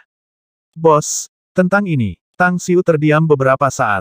Dia pergi ke sudut dan duduk di sofa di sana. Setelah mengeluarkan sebatang rokok dan menyalakannya, dia mengambil isapan dalam-dalam sebelum mengeluarkan ponselnya, menemukan nomor sel Dai Qiang, dan kemudian memutar langsung.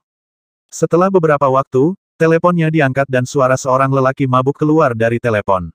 Siapa ini? Menelepon di tengah malam dan mengganggu mimpiku. Apakah kamu tidak tahu betapa tidak bermoralnya ini? Setelah mengatakan itu, telepon ditutup.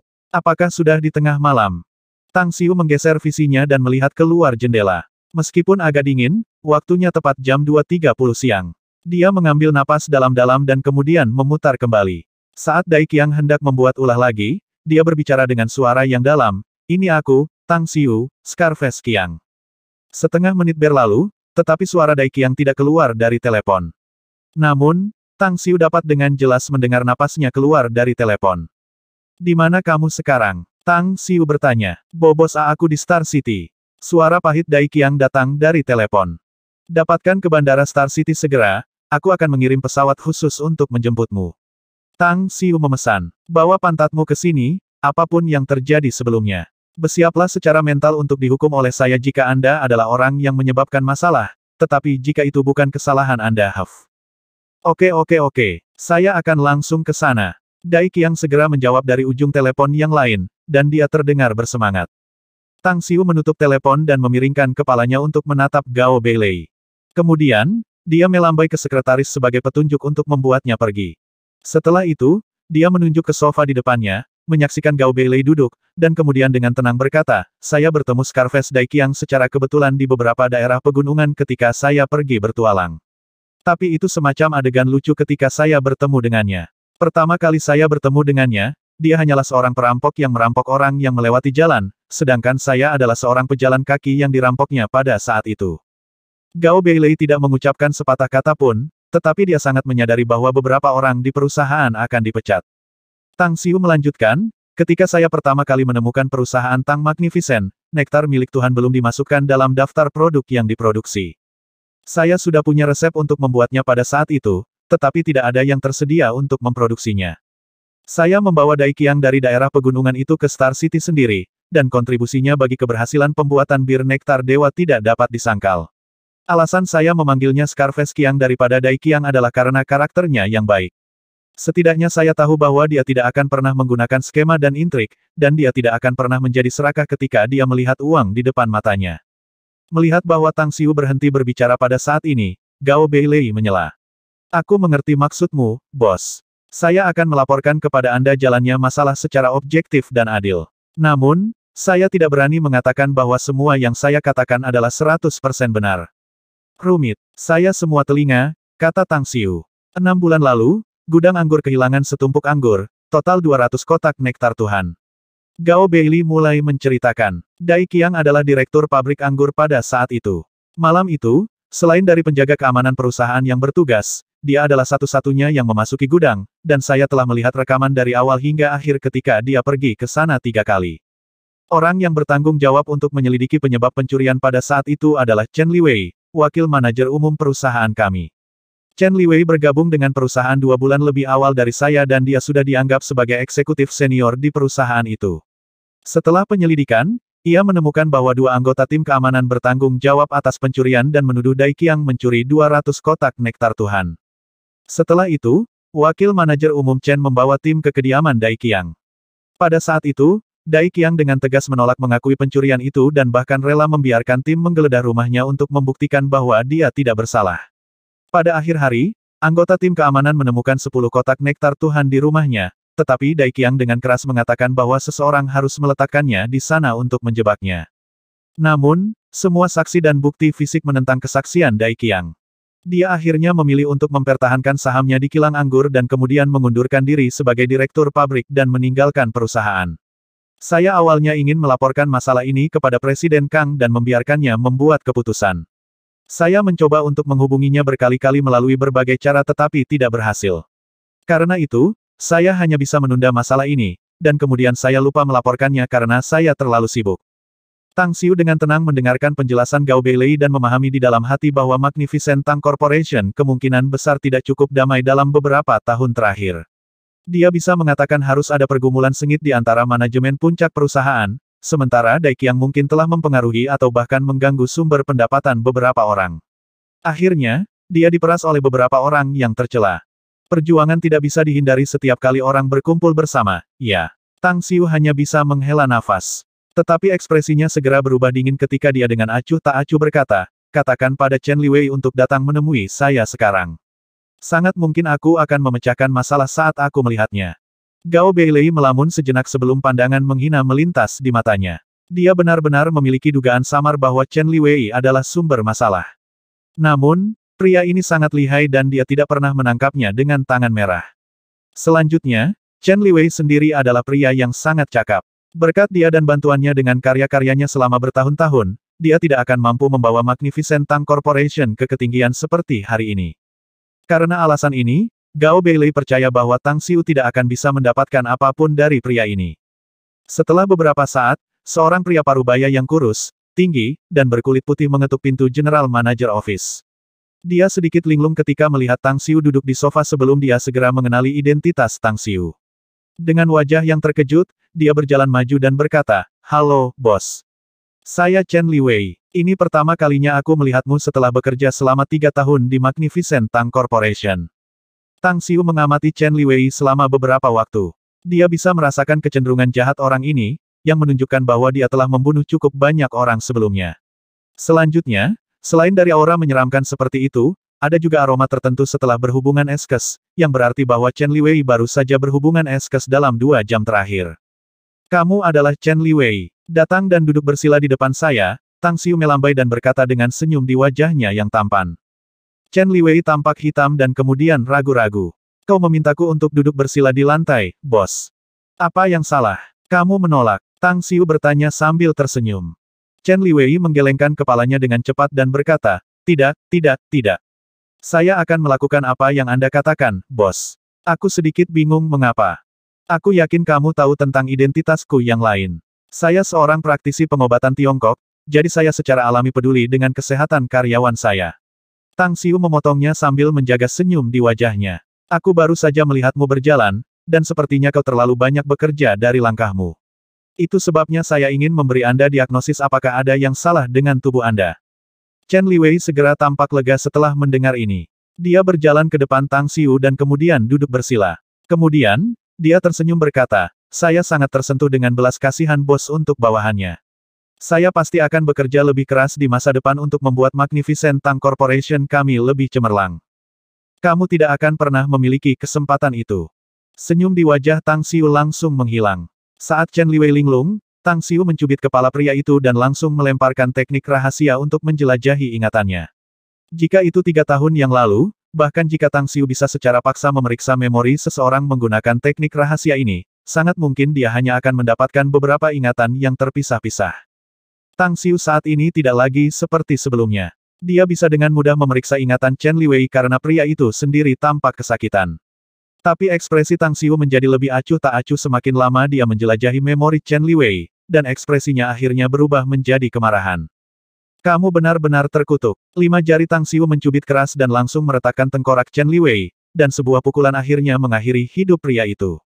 Setelah melihat ingatannya, Tang Xiu tahu betapa jahat dan seramnya pria ini. Selain ambisius, ia memiliki reputasi yang baik di luar negeri sebelum bergabung dengan Magnificent Tang Corporation, namun ia menggunakan banyak cara curang dan tercela untuk mencapainya. Sejak dia bergabung dengan Magnificent Tang Corp, dia terus naik ke posisi menggunakan berbagai cara jahat dan menyeramkan dan akhirnya menjadi tokoh nomor 2 di perusahaan. Dalam kasus Scarface Qiang, ia dijebak dan diatur oleh Chen Liwei, karena pria itu diam-diam menghubunginya untuk menggelapkan sejumlah nektar Tuhan untuk dijual melalui saluran pribadi untuk keuntungan pribadi. Scarface Qiang menolak dan dengan keras menegurnya dan pergi sejauh ini untuk menyerangnya. Oleh karena itu, Chen Liwei menyimpan dendam terhadap Scarface Qiang. Melalui serangkaian intrik, ia akhirnya memaksa Scarface Qiang untuk meninggalkan Magnificent Tang Corporation dan Chen Liwei menempatkan orang kepercayaannya pada posisi direktur pabrik anggur. Selama 6 bulan terakhir, Chen Liwei diam-diam menggelapkan nektar Tuhan dan kemudian menjualnya melalui saluran pribadi khusus dan mengantongi uang itu. Kekayaan dari hanya setengah tahun menjual nektar Tuhan yang dicuri saja membuatnya mendapatkan lebih dari 100 juta yuan. Lebih jauh, dia juga mulai mengatur intrik untuk mendapatkan aeroglider. Jika Tang Xiu tidak datang ke sini pada saat ini dan bertemu dengannya karena kasus Scarface Qiang, sangat mungkin bahwa pria itu akan dapat menempatkan bawahannya untuk menjadi direktur pabrik aeroglider dalam beberapa bulan ke depan. Dia kemudian akan menggelapkan aerogliders untuk keuntungan pribadinya. Sangat berani dan serakah. Tang Xiu menendang tubuh Chen Liwei dan kemudian menatap belati pada Gao Beilei yang ketakutan, yang bangkit dari sofa dan terus mundur ke belakang. Kemudian, dia dengan dingin berkata, awalnya saya mengatakan bahwa saya akan memberi Anda 10% saham perusahaan jika Anda bisa mengelola perusahaan dengan baik. Namun Anda telah mengambil dan merawat beberapa penjahat di dalam perusahaan yang pantas dihukum. Dengan demikian, Anda hanya bisa mendapatkan paling banyak 5% saham perusahaan 2 tahun kemudian. Ketika Gao Beilei terhenti, dia menatap Tang Xiu dengan tatapan ngeri dan dengan panik berkata, kenapa kamu membunuhnya?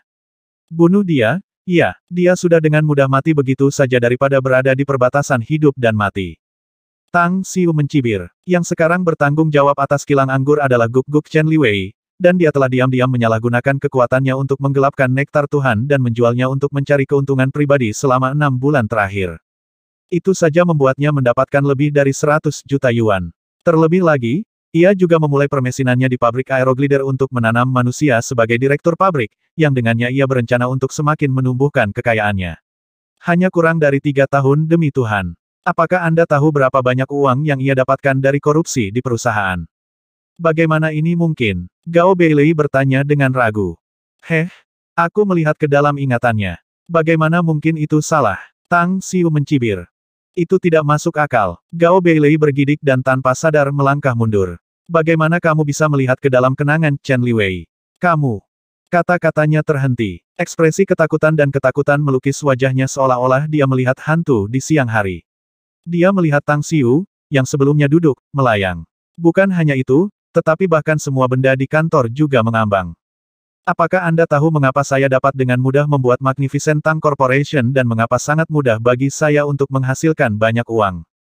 Tang Xiu mencibir. Itu karena aku belum pernah menjadi orang biasa. Saya sudah bilang bahwa saya tidak peduli soal uang, bukan? Uang tidak pernah menjadi hal yang penting bagi saya. Gao Beilei, Anda bisa menjadi general manager dari Magnificent Tang Corporation dan seseorang yang dapat memanggil tembakan di Wall Street sebelumnya. Anda harus tahu tentang banyak hal.